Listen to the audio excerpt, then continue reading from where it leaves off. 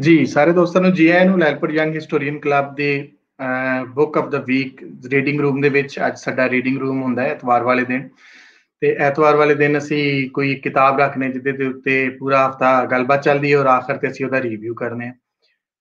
ਇਸੇ ਤਰ੍ਹਾਂ ਅਸੀਂ ਹੁਣ ਤੱਕ ਕਾਫੀ ਸਾਰੀਆਂ ਕਿਤਾਬਾਂ ਨੂੰ ਅਸੀਂ ਰਿਵਿਊ ਕੀਤਾ, ਜਿਹਦੇ ਵਿੱਚ ਕਲਾਸਿਕ ਵੀ ਨੇ, ਜਿਹਦੇ ਵਿੱਚ ਰੀਸੈਂਟ ਬੁੱਕਸ ਵੀ ਨੇ, ਜਿਹਦੇ ਵਿੱਚ ਮੁਖਤਲਿਫ ਮੈਨੂਸਕ੍ਰਿਪਟ ਹੋਰ ਵੀ ਜਿਹੜੇ ਅਸੀਂ ਐਡ ਕੀਤੇ, ਤੇ ਅਸੀਂ ਇਸ ਸਿਲਸਿਲੇ ਨੂੰ ਚਲਾ ਰਹੇ ਹਾਂ। ਮੈਂ ਰਿਕੁਐਸਟ ਕਰਾਂਗਾ ਆਪਣੇ ਦੋਸਤਾਂ ਨੂੰ ਜਿਹੜੇ ਸਾਨੂੰ ਵੇਖ ਰਹੇ ਨੇ, ਪਲੀਜ਼ ਉਹ ਇਹਨੂੰ ਸ਼ੇਅਰ ਕਰ ਦੇਣ ਤਾਂ ਕਿ ਬਾਕੀ ਲੋਕ ਜਿਹੜੇ ਸਾਨੂੰ ਸਾਡੇ ਨਾਲ ਆਉਣਾ ਚਾਹ ਰਹੇ ਨੇ ਉਹ ਵੀ ਆ ਜਾਣ, ਤੇ ਫਿਰ ਅੱਜ ਦਾ ਅਸੀਂ ਪ੍ਰੋਗਰਾਮ ਜਿਹੜਾ ਬਕਾਇਦਾ ਸ਼ੁਰੂ ਕਰ ਸਕੀਏ। ਜਿਹਨੇ ਸਾਡੇ ਨਾਲ ਦੋਸਤ ਜਿਹੜੇ ਅੱਜ ਨਵੇਂ ਨੇ ਉਹਨਾਂ ਵਾਸਤੇ ਮੈਂ ਦੱਸਦਾ ਜਾਵਾਂ ਕਿ ਸਾਡਾ ਲੈਲਪੁਰ ਯੰਗ ਹਿਸਟੋਰੀਅਨ ਕਲੱਬ ਪਿਛਲੇ ਕੋਈ 2 ਸਾਲ ਤੋਂ ਅਸੀਂ ਹਿਸਟਰੀ ਦੇ ਹਵਾਲੇ ਨਾਲ ਕੰਮ ਕਰ ਰਹੇ ਹਾਂ। ਮੁਖਤਲਿਫ ਲਾਇਲਪੁਰ ਦੇ ਵਿੱਚ ਲੋਕਾਂ ਨੂੰ ਬੁਲਾ ਕੇ ਅਸੀਂ ਜਿਹੜੇ ਪੰਜਾਬ ਦੀ ਹਿਸਟਰੀ 'ਚ ਅਸੀਂ ਸਮਝਨੇ ਗ੍ਰੇ ਏਰੀਆਜ਼ ਨੇ, ਜਾਂ ਇਹਦੇ ਵਿੱਚ ਕੁਛ ਡਿਸਕ੍ਰਿਮੀਨੇਸ਼ਨ ਕੀਤੀ ਗਈ, ਜਾਂ ਬ੍ਰਿਟਿਸ਼ ਦੌਰ ਵਿੱਚ ਜਾਂ ਇਸ ਤੋਂ ਪਹਿਲੇ, ਜਾਂ ਜਿੱਦਾਂ ਵੀ ਲੋਕਾਂ ਦੇ ਹਵਾਲੇ ਨਾਲ ਜਿਹੜਾ ਲਿਖਿਆ ਗਿਆ ਉਹ ਥੋੜਾ ਡਿਫਰੈਂਟ ਲਿਖਿਆ ਗਿਆ, ਜਾਂ ਅਸੀਂ ਤਾਰੀਖ ਦੀ ਗੱਲ ਕਰਨੇ ਜਿਹੜੀ ਲੁਕਾਈ ਦੀ ਤਾਰੀਖ ਹੈ, ਜਿਹੜੇ ਲੋਕਾਂ ਦੀ ਤਾਰੀਖ ਉਹਦੇ ਹਵਾਲੇ ਨਾਲ। ਸੋ ਅਸੀਂ ਇਸ ਪ੍ਰੋਗਰਾਮ ਨੂੰ ਕੋਵਿਡ ਦੇ ਦਿਨਾਂ 'ਚ, ਕਿਉਂਕਿ ਸਾਨੂੰ ਸਾਰੀਆਂ ਚੀਜ਼ਾਂ ਬੰਦ ਹੋਈਆਂ ਔਰ ਅਸੀਂ ਫਿਰ ਜਿਹੜਾ ਹੈ ਉਹ ਇੰਟਰਨੈਟ ਦੇ ਥਰੂ ਦੋਸਤਾਂ ਨੂੰ ਮਿਲਣਾ ਸ਼ੁਰੂ ਕੀਤਾ, ਤੇ ਉਹਦੇ ਥਰੂ ਫਿਰ ਅਸੀਂ ਲੈਲਪੁਰ ਯੰਗ ਹਿਸਟੋਰੀਅਨ ਕਲੱਬ ਨੂੰ ਇੱਕ ਆਨਲਾਈਨ ਜਿਹੜੀ ਹਿਸਟਰੀ ਲੈਕਚਰ ਸੀਰੀਜ਼ ਦੇ ਵਿੱਚ ਇਨਵੋਲਵ ਕੀਤਾ। ਸਾਡੇ ਇਸ ਵਕਤ ਜਿਹੜੇ 3 ਡਿਫਰੈਂਟ ਪ੍ਰੋਗਰਾਮ ਚੱਲ ਰਹੇ ਨੇ ਉਹ ਹਿਸਟਰੀ ਲੈਕਚਰ ਸੀਰੀਜ਼ ਹੈ। ਇੱਕ ਪ੍ਰੋਗਰਾਮ ਜਿਹਦੇ ਵਿੱਚ ਅਸੀਂ ਰਾਤ ਨੂੰ 9 ਵਜੇ ਅਸੀਂ ਇੱਕ ਹਿਸਟਰੀ ਦੇ ਉੱਪਰ, ਪੰਜਾਬ ਦੀ ਹਿਸਟਰੀ ਨੂੰ ਲੈ ਕੇ ਇੱਕ ਲੈਕਚਰ ਟਾਕ ਹੁੰਦੀ ਹੈ। ਉਸ ਤੋਂ ਬਾਅਦ ਫਿਰ ਸਾਡਾ ਦੂਸਰਾ ਜਿਹੜਾ ਪ੍ਰੋਗਰਾਮ ਹੈ ਉਹ ਸਿਟੀ ਐਜ਼ ਇਟ ਵਾਜ਼ ਹੈ, ਸ਼ਹਿਰਾਂ ਦੀ ਤਾਰੀਖ ਜਿਹੜੀ ਲੋਕਾਂ ਦੇ ਰਾਹੀਂ ਅਸੀਂ ਸਮਝਦੇ ਹਾਂ ਕਿ ਲੋਕਾਂ ਨੇ ਜਿਹੜੀ ਜਿੱਦਾਂ ਉਹਨੂੰ ਵੇਖਿਆ ਸ਼ਹਿਰ ਨੂੰ, ਪਰ ਅਸੀਂ ਉਹਨੂੰ ਬਹੁਤ ਅਥੈਂਟਿਕ ਹਿਸਟੋਰੀਅਨ ਦੇ ਥਰੂ ਵੇਖਦੇ ਹਾਂ ਤਾਂ ਕਿ ਉਹ ਇੱਕ ਅੱਛਾ ਆਰਕਾਈਵ ਬਣੇ। ਤੀਜਾ ਸਾਡਾ ਜਿਹੜਾ ਪ੍ਰੋਗਰਾਮ ਹੈ ਉਹ ਲੈਲਪੁਰ ਯੰਗ ਹਿਸਟੋਰੀਅਨ ਕਲੱਬ ਦੇ ਰੀਡਿੰਗ ਰੂਮ 'ਚ, ਜਿਹਦੇ ਵਿੱਚ ਅਸੀਂ ਕਿਤਾਬਾਂ ਦੇ ਹਵਾਲੇ ਨਾਲ ਕਰਨੇ, ਬਹੁਤ ਸਾਰੀਆਂ ਕਿਤਾਬਾਂ ਦੀਆਂ ਓਪਨਿੰਗ ਔਰ ਰਿਵਿਊਜ਼ ਹੁੰਦੇ ਨੇ। ਸੋ ਅੱਜ ਸਾਡਾ ਜਿਹੜਾ ਰੀਡਿੰਗ ਰੂਮ ਦੇ ਵਿੱਚ ਬੁੱਕ ਰਿਵਿਊ ਦਾ ਜਿਹੜਾ ਕੰਮ ਹੈ ਅੱਜ ਦਾ, ਉਹਦੇ ਹਵਾਲੇ ਨਾਲ ਮੈਂ ਦੱਸਦਾ ਜਾਵਾਂ ਕਿ ਅੱਜ ਸਾਡੇ ਕੋਲ ਇੱਕ ਬਹੁਤ ਅਹਿਮ ਕਿਤਾਬ ਹੈ ਸ਼ਰਦਾ ਰਾਮ ਫਲੋਰੀ ਦੀ ਪੰਜਾਬੀ ਬਾਤਚੀਤ। ਇਹ ਕਿਤਾਬ ਜਿਹੜੀ ਹੈ ਬਹੁਤ ਅਹਿਮ ਹੈ ਔਰ ਮੈਂ ਦੱਸਦਾ ਜਾਵਾਂ ਕਿ ਇਹ ਕਿਤਾਬ ਲੱਭਣ ਦੇ ਵਿੱਚ ਸਾਡੇ ਨਾਲ ਜਿਹੜਾ ਅੱਜ ਸਾਡੇ ਰਿਵਿਊਵਰ ਵੀ ਨੇ, ਡਾਕਟਰ ਚਰਨਜੀਤ ਕੌਰ ਮਾਨ ਹੋਰਾਂ ਨੇ ਇਹ ਕਿਤਾਬ ਲੱਭਣ ਦੇ ਵਿੱਚ ਸਾਡਾ ਜਿਹੜਾ ਨਾਲ ਬਲਕਿ ਲੱਭਿਆ ਔਰ ਇਹਨੂੰ ਲੈ ਕੇ ਆਏ, ਫਿਰ ਉਹਨੂੰ ਅਸੀਂ ਜਿਹੜਾ ਹੈ ਆਪਸ 'ਚ ਡਿਸਕਸ ਕੀਤਾ।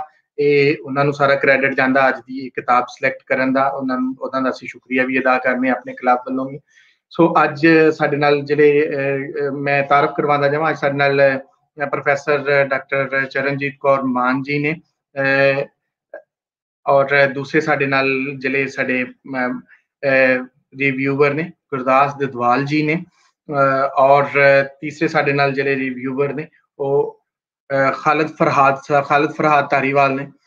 ਮੈਂ ਹੁਣ ਇਹਨਾਂ ਦੇ ਆਪਣੇ ਰਿਵਿਊਵਰਸ ਦੇ ਜਿਹੜੇ ਤਾਰਫ ਵੱਲ ਅਗਰ ਵਧਾਂ ਤੇ ਮੈਂ ਗੱਲਬਾਤ ਸ਼ੁਰੂ ਕਰਾਂਗਾ ਤਾਰਫ ਦੇ ਹਵਾਲੇ ਨਾਲ, ਜਿਸ ਤਰ੍ਹਾਂ ਕਿ ਅਸੀਂ ਹਰ ਦਫਾ ਇਹੀ ਕਰਨੇ ਆ ਕਿ ਅਸੀਂ ਆਪਣੇ ਰਿਵਿਊਵਰ ਦੇ ਨੂੰ ਬੁਲਾ ਕੇ ਉਹਨਾਂ ਦੇ ਤਾਰਫ ਦੇ ਹਵਾਲੇ ਨਾਲ ਗੱਲਬਾਤ ਜਿਹੜੀ ਸਾਂਝੀ ਕਰਨੇ। ਸਾਡੇ ਨਾਲ ਮੈਂ ਸਭ ਤੋਂ ਪਹਿਲਾਂ ਜਿਹੜਾ ਸਾਡੇ ਨਾਲ ਡਾਕਟਰ ਚਰਨਜੀਤ ਕੌਰ ਮਾਨ ਜੀ ਨੇ, ਆਪ ਐਸੋਸੀਏਟ ਪ੍ਰੋਫੈਸਰ ਨੇ ਹਿਸਟਰੀ ਦੇ, ਔਰ ਇਹਨਾਂ ਦਾ ਜਿਹੜਾ ਕਾਲਜ ਹੈ Amardeep Singh Shergill memorial university college Mukandpur ਤੋਂ ਅੱਜ ਸਾਡੇ ਨਾਲ ਨੇ। ਸਾਡੇ ਨਾਲ ਪਹਿਲੇ ਵੀ ਆਪਣੇ ਪ੍ਰੋਗਰਾਮ ਕਰ ਚੁੱਕੇ ਨੇ। ਅੱਜ ਦੂਸਰੇ ਸਾਡੇ ਨਾਲ ਪਾਰਟਿਸਪੈਂਟ ਦੂਸਰੇ ਜਿਹੜੇ ਸਾਡੇ ਰਿਵਿਊਵਰ ਨੇ ਗੁਰਦਾਸ ਦਦਵਾਲ ਜੀ ਨੇ, ਸਲੈਸਟਰ ਨੇ UK ਤੋਂ ਅੱਜ ਸਾਡੇ ਨਾਲ ਨੇ, ਔਰ ਇਹਨਾਂ ਦਾ ਜਿਹੜਾ ਪੰਜਾਬ ਔਰ ਪੰਜਾਬ ਦੀ ਹਿਸਟਰੀ ਨਾਲ ਜਿਹੜਾ ਤਾਲੁਕ ਹੈ ਸਾਡੇ ਇੱਥੇ ਕਲੱਬ ਤੋਂ ਇਲਾਵਾ ਵੀ ਬਹੁਤ ਸਾਰੇ ਲੋਕ ਜਾਣਦੇ ਨੇ ਔਰ ਬਹੁਤ ਰੈਗੂਲਰਲੀ ਇਹ ਚੀਜ਼ਾਂ ਨੂੰ ਜਿਹੜਾ ਹੈ ਉਹ ਕਰ ਰਹੇ ਨੇ। ਅੱਜ ਦੀ ਅਸੀਂ ਜਿਹੜੀ ਗੱਲਬਾਤ ਹੈ ਉਹ ਅਸੀਂ ਉਹਦਾ ਜਿਹੜਾ ਉਹਦਾ ਸਟਾਰਟ ਹੈ ਉਹਨੂੰ ਅਸੀਂ ਸ਼ੁਰੂ ਕਰਾਂਗੇ ਪ੍ਰੋਫੈਸਰ ਡਾਕਟਰ ਚਰਨਜੀਤ ਕੌਰ ਮਾਨ ਹੋਰਾਂ ਤੋਂ। ਮੈਂ ਹੁਣ ਉਹਨਾਂ ਨੂੰ ਦਾਅਵਾ ਦੇਵਾਂਗਾ ਕਿ ਉਹ ਆਉਣ ਤੇ ਅੱਜ ਦੀ ਜਿਹੜੀ ਕਿਤਾਬ ਹੈ ਉਹਦੇ ਹਵਾਲੇ ਨਾਲ ਗੱਲਬਾਤ ਜਿਹੜੀ ਇਹਨਾਂ ਸਾਂਝੀ ਕਰਨ। ਜੀ ਡਾਕਟਰ ਸਾਹਿਬਾ, ਜੀ ਆਇਆਂ ਨੂੰ ਲੈਲਪੁਰ ਯੰਗ ਹਿਸਟੋਰੀਅਨ ਕਲੱਬ ਦੇ ਵਿੱਚ।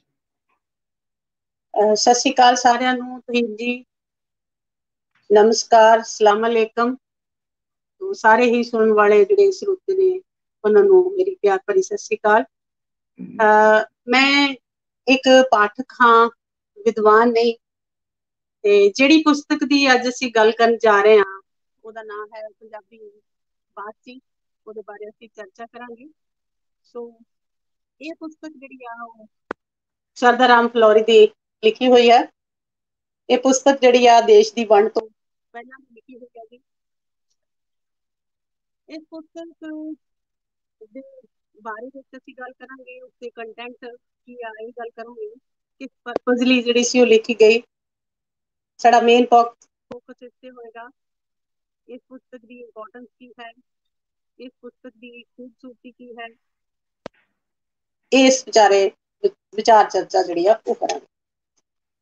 ਸਭ ਤੋਂ ਪਹਿਲਾਂ ਅਸੀਂ ਪੰਜਾਬੀ ਸਾਹਿਤ ਦੇ ਇਤਿਹਾਸ ਤੇ ਜੇ ਨਜ਼ਰ ਮਾਰੀਏ ਤਾਂ ਅਸੀਂ ਪੰਜਾਬੀ ਵਾਰਤਕ ਦੇ ਢੇਰ ਪੁਰਾਣੀ ਪਰੰਪਰਾ ਦੇ ਮਾਲਕ ਅਸੀਂ ਸਮਝਦੇ ਹਾਂ ਉਹਨਾਂ ਨੂੰ, ਵਾਰਤਕ ਨੂੰ। ਇਹ 17ਵੀਂ ਸਦੀ ਦੇ ਪਹਿਲੇ ਅੱਧ ਵਿੱਚ ਧਾਰਮਿਕ ਲੋੜਾਂ ਦੀ ਪੂਰਤੀ ਦੇ ਲਈ ਵਿਕਸੀ ਅਤੇ 200 ਸਾਲ ਤੱਕ ਲਗਾਤਾਰ ਜਨਮ ਸਾਖੀਆਂ, ਭਗਤ ਕਥਾਵਾਂ, ਗੋਸ਼ਟੀਆਂ, ਟੀਕਿਆਂ, ਪਰਮਾਰਥਾਂ, ਰਹਿਤਨਾਮਿਆਂ ਤੇ ਹੁਕਮਨਾਮਿਆਂ ਦੇ ਲਿਖਣ ਲਈ ਵਰਤੀ ਗਈ। ਭਾਸ਼ਾਈ ਪੱਖ ਤੋਂ ਪੰਜਾਬ ਵਿੱਚ 18ਵੀਂ ਸਦੀ ਦੇ ਅੰਤ ਵਿੱਚ 3 ਤਰ੍ਹਾਂ ਦੀਆਂ ਵਾਰਤਕ ਸ਼ੈਲੀਆਂ ਪ੍ਰਚਲਿਤ ਸਨ: ਫਾਰਸੀ, ਹਿੰਦਵੀ ਰਲੀ ਲਹਿੰਦੀ, ਹਿੰਦਵੀ ਰਲੀ ਪੰਜਾਬੀ ਤੇ ਬ੍ਰਜੀ। ਇਸ ਤਰ੍ਹਾਂ ਸਿੱਖ ਰਾਜ ਸਮੇਂ ਪੰਜਾਬ ਦੀ ਸਰਕਾਰੀ ਬੋਲੀ ਜਿਹੜੀ ਸੀ ਫਾਰਸੀ ਹੀ ਰਹੀ। ਕੁਝ ਅਨੁਵਾਦ ਵੀ ਹੋਏ। 1837 ਵਿੱਚ ਲੁਧਿਆਣੇ ਵਿਖੇ ਈਸਾਈਆਂ ਨੇ ਇੱਕ ਸੈਂਟਰ ਬਣਾਇਆ। 1850 ਵਿੱਚ ਉਹਨਾਂ ਨੇ ਐਕਟੀਵਿਟੀਜ਼ ਕਰਨੀਆਂ ਜਿਹੜੀਆਂ ਸੀ ਸ਼ੁਰੂ ਕੀਤੀਆਂ। ਇਸੇ ਸਮੇਂ ਦੌਰਾਨ ਹੀ 1849 ਈਸਵੀ ਵਿੱਚ ਪੰਜਾਬ ਬ੍ਰਿਟਿਸ਼ ਸਾਮਰਾਜ ਦੇ ਅਧੀਨ ਚਲਾ ਗਿਆ ਅਤੇ ਉਹਨਾਂ ਨੇ ਆਪਣੀਆਂ ਇਹ ਕਾਰਵਾਈਆਂ ਜਿਹੜੀਆਂ ਸੀ ਸ਼ੁਰੂ ਕੀਤੀਆਂ। ਸੋ ਉਸ ਸਮੇਂ ਈਸਾਈ ਮਿਸ਼ਨਰੀਆਂ ਦੇ ਪ੍ਰਚਾਰ ਦੇ ਕੇਂਦਰ ਜਿਹੜੇ ਸਨ ਕਾਫੀ ਸਨ, ਜਿਸ ਤਰ੍ਹਾਂ ਕਿ ਕੋਟਗੜ੍ਹ ਹੋ ਗਿਆ, ਕਾਂਗੜਾ ਹੋ ਗਿਆ, ਪੰਨੂ ਹੋ ਗਿਆ, ਡੇਰਾ ਗਾਜੀ ਖਾਨ, ਮੁਲਤਾਨ, ਖਾਨਪੁਰ। ਇਸ ਤੋਂ ਇਲਾਵਾ ਪੰਜਾਬ ਦੇ ਵਿਚਕਾਰ ਜਿਹੜੇ ਜੋ ਬਣਾਏ ਹੋਏ ਸੀ ਕੇਂਦਰ ਸੀ ਉਹ ਬਟਾਲਾ ਸੀ, ਨਾਰੋਵਾਲ ਸੀ, ਤਰਨਤਾਰਨ ਸੀ, ਪਿੰਡ ਦਾਦਨ ਖਾਂ ਸੀ। ਇਸ ਤਰ੍ਹਾਂ ਲਾਹੌਰ, ਮੁਲਤਾਨ, ਪਿਸ਼ਾਵਰ, ਕਸ਼ਮੀਰ, ਡੇਰਾ ਗਾਜੀ ਖਾਨ, ਸਿੰਧ ਤੇ ਕਰਾਚੀ ਇਸ ਤੋਂ ਵੱਖਰੇ ਸਨ ਅਤੇ ਸਭ ਤੋਂ ਵੱਡਾ ਕੇਂਦਰ ਜਿਹੜਾ ਸੀ ਉਹ ਲੁਧਿਆਣਾ ਹੀ ਸੀ। ਇੱਕ ਪਾਸੇ ਈਸਾਈਆਂ ਦਾ ਧਰਮ ਦਾ ਪ੍ਰਚਾਰ ਸ਼ੁਰੂ ਹੋ ਗਿਆ, ਦੂਜੇ ਪਾਸੇ ਆਰੀਆ ਸਮਾਜ, ਬ੍ਰਹਮੋ ਸਮਾਜ ਅਤੇ ਸਿੰਘ ਸਭਾ ਤੇ ਸਰ ਸੈਯਦ ਖਾਨ ਜੀ ਨੇ ਲਹਿਰਾਂ ਜਿਹੜੀਆਂ ਸੀ ਉਹ ਚਲਾਈਆਂ। ਤੇ ਉਹਨਾਂ ਸਾਰੀਆਂ ਲਹਿਰਾਂ ਦੇ ਵਿੱਚੋਂ ਹੀ ਸਾਡੇ ਸਾਹਮਣੇ ਸਰਦਾਰ ਰਾਮ ਫਲੋਰੀ ਜਿਹੜੇ ਸੀ ਇੱਕ ਸੀਨ ਤੇ ਆਉਂਦੇ ਨੇ।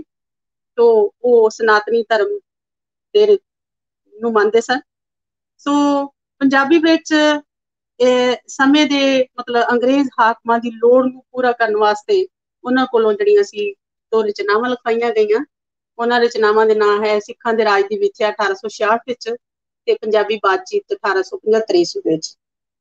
ਸੋ ਇਹਨਾਂ ਦੋਹਾਂ ਦਾ ਮਨੋਰਥ ਜਿਹੜਾ ਸੀ ਅੰਗਰੇਜ਼ਾਂ ਨੂੰ ਪੰਜਾਬ ਦਾ ਇਤਿਹਾਸ, ਪੰਜਾਬੀ ਜੀਵਨ ਚਾਰਜ, ਪੰਜਾਬੀ ਰਸਮ ਰਿਵਾਜ, ਪੰਜਾਬੀ ਭਾਸ਼ਾ ਤੋਂ ਜਾਣੂ ਜਿਹੜਾ ਸੀ ਕਰਾਉਣਾ ਸੀ। ਸੋ ਉਸ ਸਮੇਂ ਲੇਖਕ ਨੇ ਪਹਿਲੀ ਵਾਰੀ ਪੰਜਾਬੀ ਨੂੰ ਉਸ ਵਕਤ ਦੀ ਮਲਵਈ ਦੁਆਬੀ ਰਲੀ ਪੰਜਾਬੀ ਵਿੱਚ ਰਚਨਾ ਕੀਤੀ। ਤੋ ਦੋਵਾਂ ਦੀ ਸ਼ੈਲੀ ਜਿਹੜੀ ਸੀ ਉਹ ਵੱਖਰੀ ਵੱਖਰੀ ਸੀ। ਬਾਤਚੀਤ ਵਾਲੀ ਸ਼ੈਲੀ ਜਿਹੜੀ ਸੀ ਉਹ ਸ਼ੋਕ ਸੀ, ਚੁਲਬਲੀ ਸੀ ਤੇ ਗੜਕਵੀ ਸੀ। ਇਸ ਤਰ੍ਹਾਂ ਅਸੀਂ ਜਾਗਰਤੀ ਕਾਲ ਚੜਾ ਉਹ ਪੜ੍ਹਦੇ ਹਾਂ।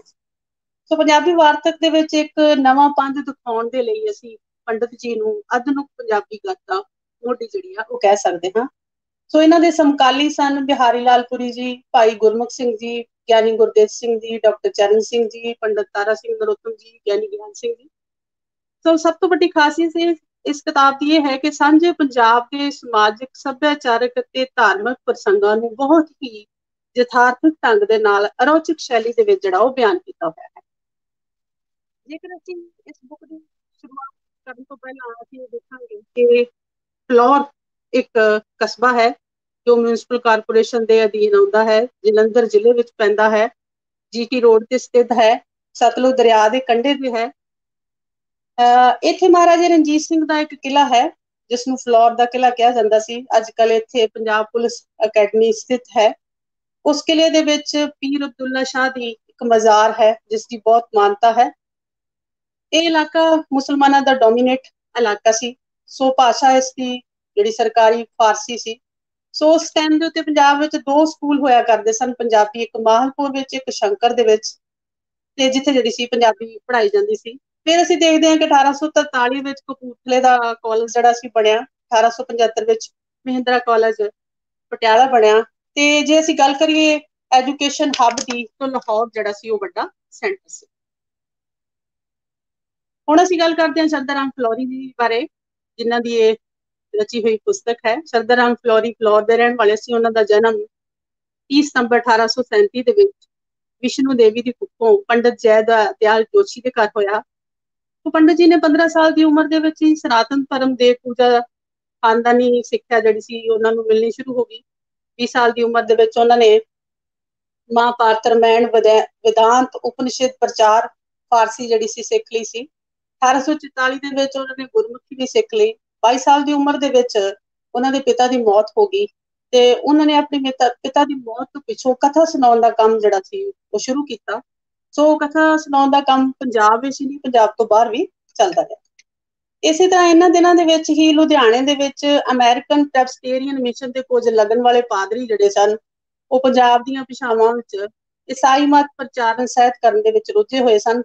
ਤੇ ਉੱਥੇ ਪੰਡਿਤ ਜੀ ਦੀ ਮੁਲਾਕਾਤ ਲੁਧਿਆਣੇ ਦਾ ਇੱਕ ਸਰਗਰਮ ਆਗੂ ਪਾਦਰੀ ਜੌਨ ਨਿਊਟਨ ਹੈ ਉਹਦੇ ਨਾਲ ਹੁੰਦੀ ਹੈ। ਤੇ ਨਿਊਟਨ ਸਾਹਿਬ ਤੋਂ ਭਰਪੂਰ ਜਾਣਕਾਰੀ ਪੰਜਾਬ ਬਾਰੇ ਜਿਹੜੀ ਆ ਉਹ ਲੈਂਦੇ ਨੇ ਤੇ ਉਸ ਨੂੰ ਆਪਣੀ ਨਿੱਜੀ ਲੋੜ ਸਮਝ ਕੇ ਤੇ ਉਹਨਾਂ ਨੂੰ ਕੁਝ ਮਾਇਕ ਲਾਲਚ ਦੇ ਕੇ ਆਪਣੇ ਕੋਲ ਨੌਕਰੀ ਤੇ ਜਿਹੜੇ ਆ ਉਹ ਰੱਖ ਲੈਂਦੇ ਨੇ। ਤੇ ਇਸ ਤਰ੍ਹਾਂ ਅੰਗਰੇਜ਼ਾਂ ਨੂੰ ਈਸਾਈ ਮਤ ਦਾ ਪ੍ਰਚਾਰ ਪ੍ਰਸਾਰ ਕਰਨ ਲਈ ਜਿਹੜੀ ਪੰਜਾਬੀ ਭਾਸ਼ਾ ਸਿੱਖਣ ਦੀ ਲੋੜ ਸੀ, ਇਸ ਤਰ੍ਹਾਂ ਸ਼ਰਧਾ ਰਾਮ ਫਲੋਰੀ ਨੇ ਪੂਰੀ ਜਿਹੜੀ ਸੀ ਕੀਤੀ। ਉਹ ਲਗਭਗ 3 ਸਾਲ ਜਿਹੜੇ ਸੀ ਉਹਨਾਂ ਕੋਲ ਰਹੇ ਤੇ ਨਿਊਟਨ ਸਾਹਿਬ ਨੇ ਮੈਕਲਾਉਡ ਦੀ ਸਹਾਇਤਾ ਦੇ ਨਾਲ ਕੁਝ ਨਿੱਜੀ ਰਚਨਾਵਾਂ ਜਿਹੜੀਆਂ ਲਿਖੀਆਂ, ਜਿਨ੍ਹਾਂ ਚੋਂ ਪਹਿਲਾਂ ਗੱਲ ਕਰ ਚੁੱਕੇ ਹਾਂ ਕਿ ਉਹਨਾਂ ਨੇ ਸਿੱਖਾਂ ਦੇ ਰਾਜ ਦੀ ਲਿਖਿਆ ਤੇ ਬਾਤਚੀਤ।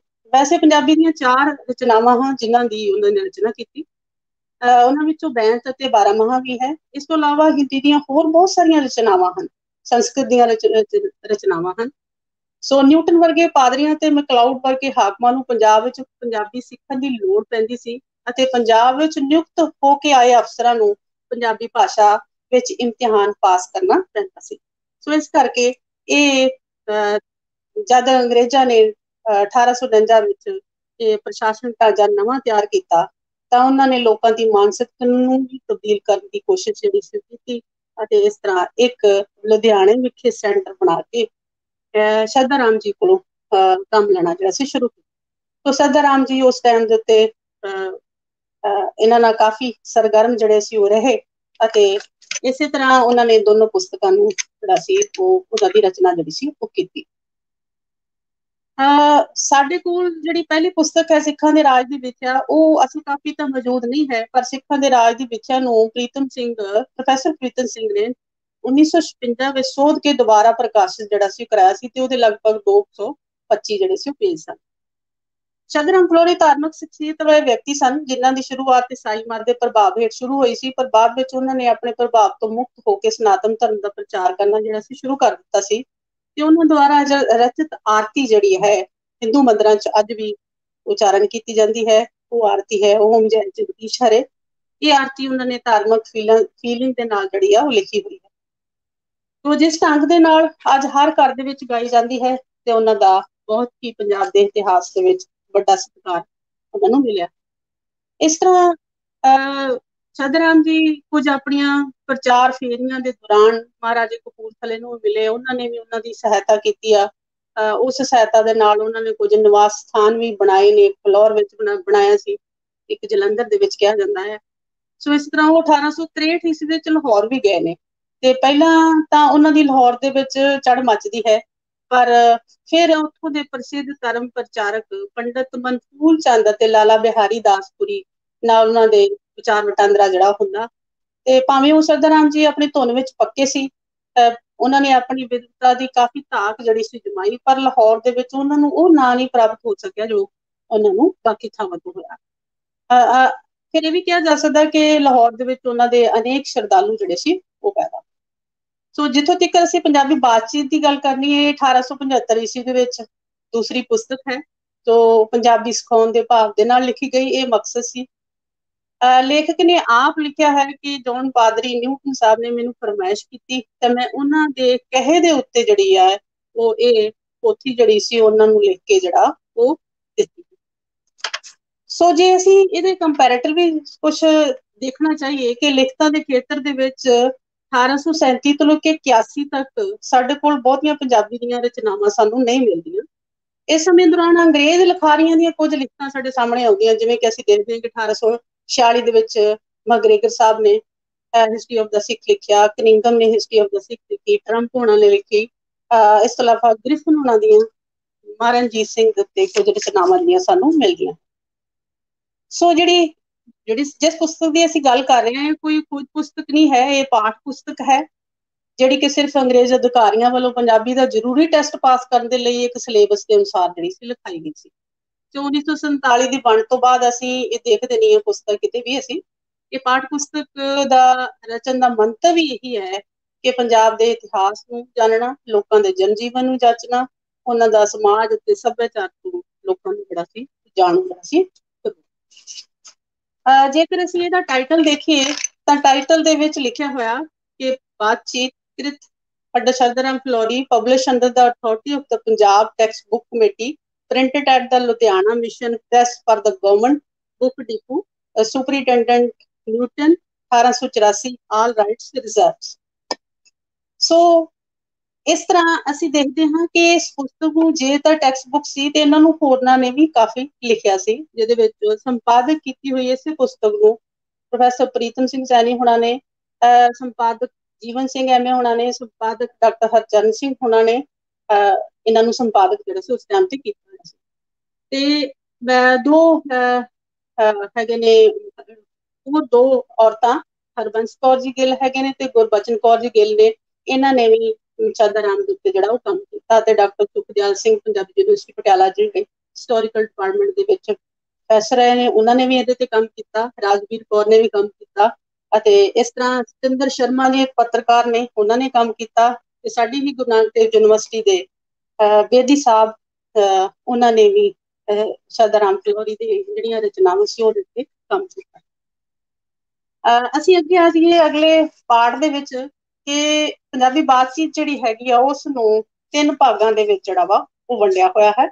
ਸੋ ਪਹਿਲੇ ਭਾਗ ਵਿੱਚ ਲੇਖਕ ਨੇ ਮਾਝੇ ਦੀਆਂ ਸਹਿਰੀਆਂ ਗਵਾਰਾਂ ਮਨੁੱਖਾਂ ਤੇ ਤੀਵੀਆਂ, ਮੁੰਡੇ ਕੁੜੀਆਂ ਤੇ ਮੁਟਿਆਰਾਂ ਦੀਆਂ ਬੋਲੀਆਂ ਔਰ ਰੀਤਾਂ ਨੂੰ ਜਿਹੜਾ ਉਹ ਲਿਖਿਆ ਹੋਇਆ। ਸਹਿਰੀਆਂ ਸ਼ਹਿਰ ਜਿਹੜੇ ਹੈਗੇ। ਦੂਜੇ ਭਾਗ ਵਿੱਚ ਦੁਆਬੇ ਦੀ ਬੋਲੀ ਔਰ ਉੱਥੋਂ ਦੇ ਗਵਾਰਾਂ, ਸਰਾਫਾਂ ਔਰ ਨਿਆਣਿਆਂ ਸਿਆਣਿਆਂ ਤੇ ਤੀਵੀਆਂ ਦੇ ਬੋਲਣੇ ਦੇ ਰੰਗ ਢੰਗ ਤੇ ਰਸਮ ਰਿਵਾਜ ਜਿਹੜੇ ਆ ਉਹ ਲਿਖੇ ਹੋਏ।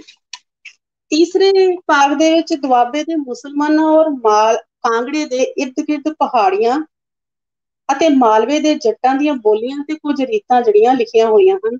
ਸੋ ਇਹਨਾਂ ਪੁਸਤਕ ਦਾ ਹੁਣ ਅਸੀਂ ਬਹੁਤ ਸ਼ਾਰਟ ਦੇ ਵਿੱਚ ਮੈਂ ਇਹਦਾ ਅਧਿਐਨ ਕਰਕੇ ਤੁਹਾਡੇ ਸਾਹਮਣੇ ਰੱਖਦੀ ਹਾਂ। ਪਹਿਲੇ ਭਾਗ ਵਿੱਚ ਪੁਸਤਕ ਦੇ ਵਿੱਚ ਲੇਖਕ ਨੇ ਅੰਗਰੇਜ਼ਾਂ ਨੂੰ ਪੰਜਾਬੀਆਂ ਦੇ ਰੋਜ਼ਮਰਾ ਜੀਵਨ ਤੇ ਜਿਹੜੀਆਂ ਘਟਨਾਵਾਂ ਵਾਪਰਦੀਆਂ ਸਨ, ਜਾਂ ਉਹਨਾਂ ਦੇ ਰਸਮ ਰਿਵਾਜ ਸੀ, ਜਾਂ ਉਹਨਾਂ ਦੇ ਵਿਆਹ ਸ਼ਾਦੀ ਸੀ, ਜਾਂ ਗਾਲੀ ਗਲੋਚ ਸੀ, ਜਾਂ ਉਹਨਾਂ ਦੇ ਸਵਾਦੀ ਖਾਣੇ ਸਨ, ਜਾਂ ਮੌਤ ਮਰਗ ਦੇ ਉੱਤੇ ਜੋ ਰਸਮ ਰਿਵਾਜਾਂ ਕੀਤੀਆਂ ਜਾਂਦੀਆਂ ਸਨ ਉਹਦੇ ਬਾਰੇ ਉਹ ਦੱਸਦਾ ਹੈ। ਅਤੇ ਫਲੋਰੀ ਪੰਜਾਬੀ ਬਾਤਚੀਤ ਦਾ ਆਰੰਭ ਲਾਹੌਰ ਸ਼ਹਿਰ ਵਿੱਚ ਵਸਦੇ ਮੂਲ ਰਾਜ ਦੇ ਪਰਿਵਾਰ ਤੋਂ ਕਰਦਾ। ਮੂਲ ਰਾਜ ਦੇ 3 ਬੇਟੇ ਨੇ, ਗੁਰਦਿੱਤਾ, ਜਵਾਹਰ ਤੇ ਮਾਣਕ।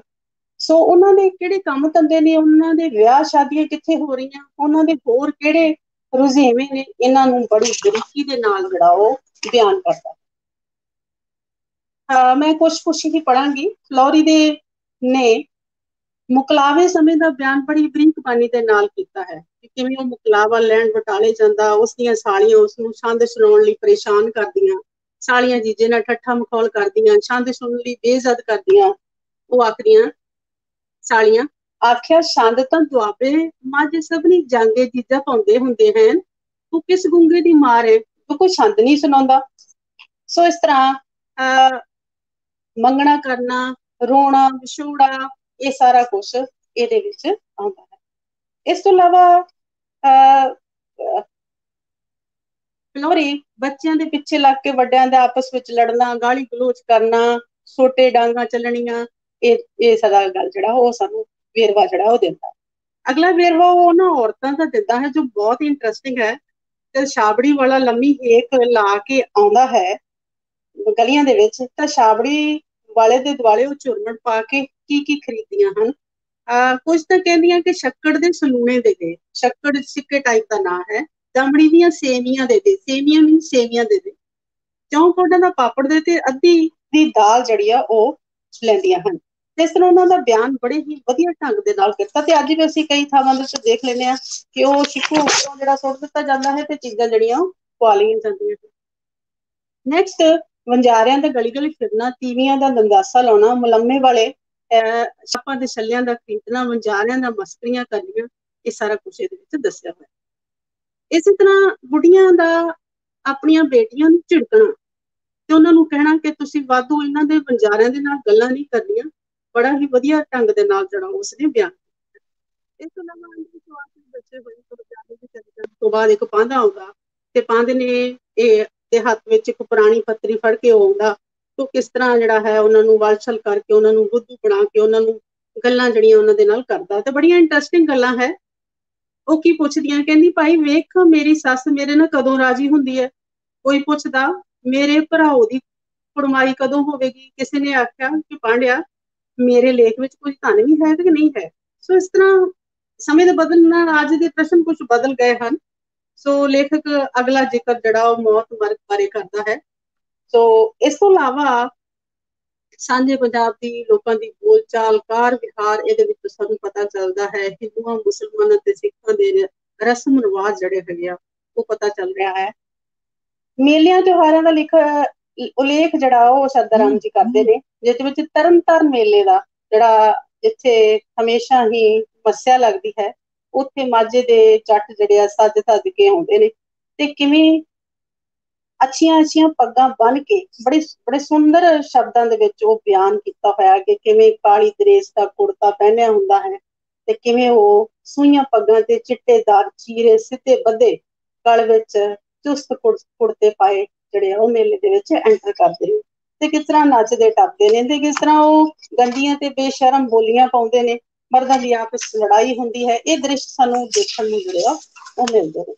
ਅੱਗੇ ਚੱਲ ਕੇ ਲੇਖ ਜਿਹੜਾ 5-7 ਜੱਟਾਂ ਦੀ ਆਪਸੀ ਗੱਲਬਾਤ ਦਰਸਾਈ ਹੈ ਕਿ ਉੱਥੋਂ ਦੇ ਜਿਹੜੇ ਅੰਗਰੇਜ਼ ਅਫਸਰ ਉਹ ਪੁੱਛਦੇ ਨੇ ਉਹਨਾਂ ਨੂੰ ਕਿ ਖੇਤੀ ਕਿਵੇਂ ਹੈ, ਮੀਂਹ ਕਿਵੇਂ ਹੈ, ਮਾਮਲਾ ਕਿਵੇਂ ਹੈ। ਕੁਛ ਇਸ ਤਰ੍ਹਾਂ ਦੀਆਂ ਗੱਲਾਂ ਜਿਹੜੀਆਂ ਲੰਬੜਦਾਰਾ, ਵਾਰੀ, ਪੈਲੀ, ਖੇਤੀ ਬਾਰੇ ਜਾਣਕਾਰੀ ਸਾਨੂੰ ਜਿਹੜੇ ਉਹ ਦਿੰਦਾ ਹੈ। ਸੋ ਇਸ ਤਰ੍ਹਾਂ ਬੋਲੀ ਦਾ ਤਾਂ 12 ਕੋਹ ਤੇ ਜਾ ਕੇ ਬਦਲ ਜਾਣਾ ਹੈ। ਪਿੰਡਾਂ ਦੇ ਲੋਕਾਂ ਦੀਆਂ ਮਰਨੇ ਦੀਆਂ, ਜੰਮਣੇ ਦੀਆਂ। ਸੋ ਇਸ ਤਰ੍ਹਾਂ ਹੀ ਅੰਗਰੇਜ਼ ਕੋਲੋਂ ਫਾਰਗ ਹੋ ਕੇ ਬਘੇਲ ਸਿੰਘ ਦਾ ਆਪਣੇ ਪਰਿਵਾਰ ਨੂੰ ਮਿਲਣਾ ਇੱਕ ਬੜੀ ਅੱਛੀਆਂ ਯਾਦਾਂ ਜਿਹੜੀਆਂ ਉਹ ਦਰਸਾਈਆਂ ਹੋਈਆਂ।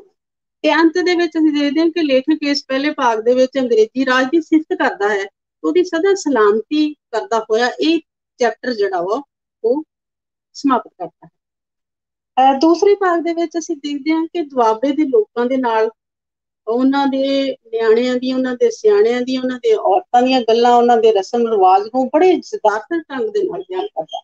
ਉਹ ਜਲੰਧਰ ਦੀ ਗੱਲ ਕਰਦਾ, ਨੂਰਮਹਿਲ ਦੀ, ਰਾਹੋਂ ਦੀ, ਫਲੌਰ ਦੀ ਤੇ ਬੰਗੇ ਦੀ ਗੱਲ ਕਰਦਾ ਹੈ।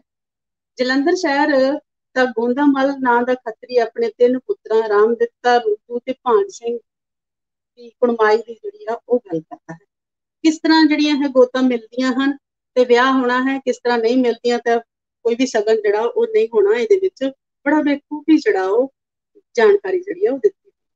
ਕਿਸ ਤਰ੍ਹਾਂ ਕਿਸ ਮੌਕਿਆਂ ਦੇ ਉੱਤੇ ਮਾਂ ਰਿੰਨਣੇ ਹਨ, ਸ਼ਾਸਤਰ ਦੀ ਰੀਤੀ ਅਨੁਸਾਰ ਕਿਸ ਤਰ੍ਹਾਂ ਪੰਡਤ ਦਾ ਚੌਂਕ ਪੂਰਨਾ ਹੈ, ਮੁੰਡੇ ਦੇ ਪੱਲੇ ਕਿਵੇਂ ਸ਼ਗਨ ਪਾਉਣਾ ਹੈ, ਕਿਵੇਂ ਲਾਗੀ ਤੇ ਨਾਈ ਨੂੰ ਵਧਾਈਆਂ ਦੇ ਪੈਸੇ ਜਿਹੜੇ ਆ ਉਹ ਦੇਣੇ ਹੈ। ਨੈਕਸਟ ਬੜਾ ਇੰਟਰਸਟਿੰਗ ਦੂਜੇ ਭਾਗ ਦੇ ਵਿੱਚ ਸਾਡੇ ਦੇਸ਼ ਦੇ ਲੋਕਾਂ ਦੇ ਤੀਰਥ ਯਾਤਰਾ ਤੇ ਜਾਣ ਦਾ ਬੜਾ ਮਹੱਤਵਪੂਰਨ ਗਿਣਿਆ ਜਾਂਦਾ ਹੈ। ਇੱਥੇ ਵੀ ਸਰਦਾਰ ਫਲੋਰੀ ਜੀ ਵੀ ਤੀਰਥ ਯਾਤਰਾ ਦੇ ਵਿੱਚੋਂ ਖਾਸ ਤੌਰ ਤੇ ਗੰਗਾ ਯਾਤਰਾ ਦੀ ਮਹੱਤਤਾ ਜਿਹੜੀ ਆ ਉਹ ਦੱਸਦਾ ਹੈ।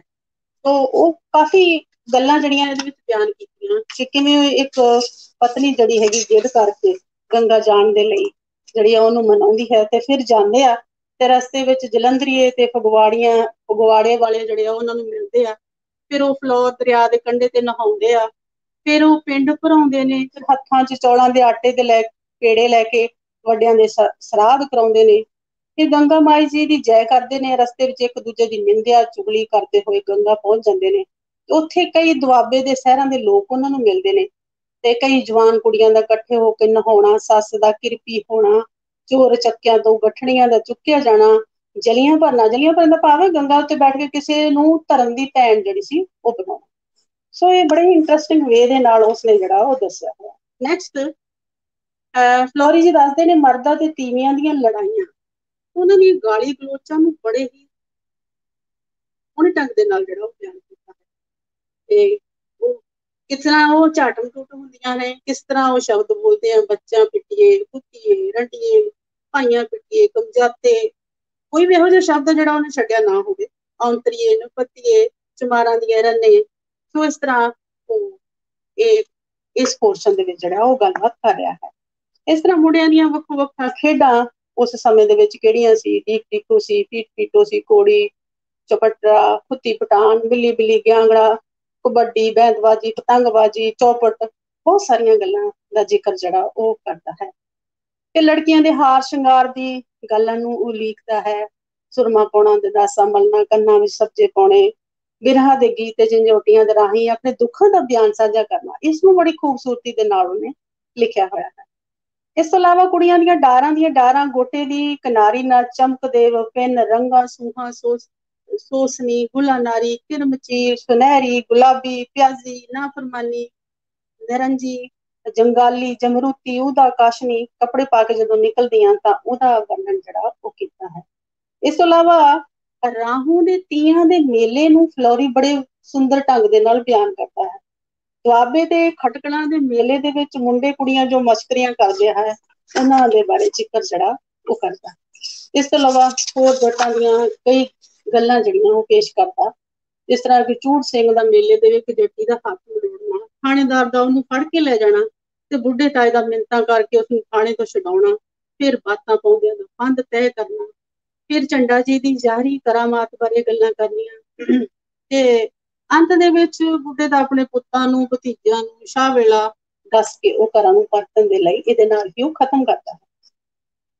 ਤੀਜੇ ਭਾਗ ਦੇ ਵਿੱਚ ਉਹ ਦੁਆਬੇ ਦੇ ਮੁਸਲਮਾਨਾਂ ਤੇ ਕਾਂਗੜੇ ਦੇ ਆਲੇ ਦੁਆਲੇ ਦੀਆਂ ਪਹਾੜੀਆਂ ਤੇ ਮਾਲਵੇ ਦੇ ਜੱਟਾਂ ਦੀਆਂ ਬੋਲੀਆਂ ਜਿਹੜੀਆਂ ਉਸਨੇ ਲਿਖੀਆਂ ਹੋਈਆਂ ਤੇ ਸਭ ਤੋਂ ਜ਼ਿਆਦਾ ਜ਼ੋਰ ਲੇਖਕ ਨੇ ਲੋਕਾਂ ਦੀ ਬੋਲੀ ਦੇ ਉੱਤੇ ਹੀ ਜ਼ੋਰ ਦਿੱਤਾ। ਜਿਸ ਤਰ੍ਹਾਂ ਚੰਦਰਾਮ ਵੀ ਲਿਖਦੇ ਨੇ ਕਿ ਈਦ ਮਨਾਉਣ ਦੇ ਲਈ ਜਲੰਧਰੋਂ, ਰਾਹੋਂ, ਫਲੌਰ ਤੇ ਲੁਧਿਆਣੇ ਦੇ ਕਈ ਮੁਸਲਮਾਨ ਇਕੱਠੇ ਹੋ ਕੇ ਰਮਜ਼ਾਨ ਦੇ ਮਹੀਨੇ ਲਾਹੌਰ ਜਾਂਦੇ ਸਨ ਤੇ ਰਾਈਆਂ, ਰਾਜਪੂਤਾਂ ਤੇ ਗੁੱਜਰਾਂ ਦਾ ਆਪਣੇ ਗੁਆਂਢੀਆਂ ਪਠਾਣਾਂ ਨੂੰ ਵੀ ਆਪਣੇ ਨਾਲ ਰਸਤੇ ਵਿੱਚ, ਇਹਨਾਂ ਦੁਆਬੀਆਂ ਦੇ ਨਾਲ ਜਗਰਾਵਾਂ ਦੇ ਮੌਲਵੀ ਨੂੰ ਦੂਰੋਂ ਪਛਾਣ ਲੈਣਾ, ਆਪਸ ਵਿੱਚ ਸਾਰਿਆਂ ਦਾ ਸਲਾਮ ਅਲੈਕਮ ਕਹਿਣਾ, ਨਮਾਜ਼ ਪੜ੍ਹਨਾ, ਲੁਧਿਆਣੇ ਤੇ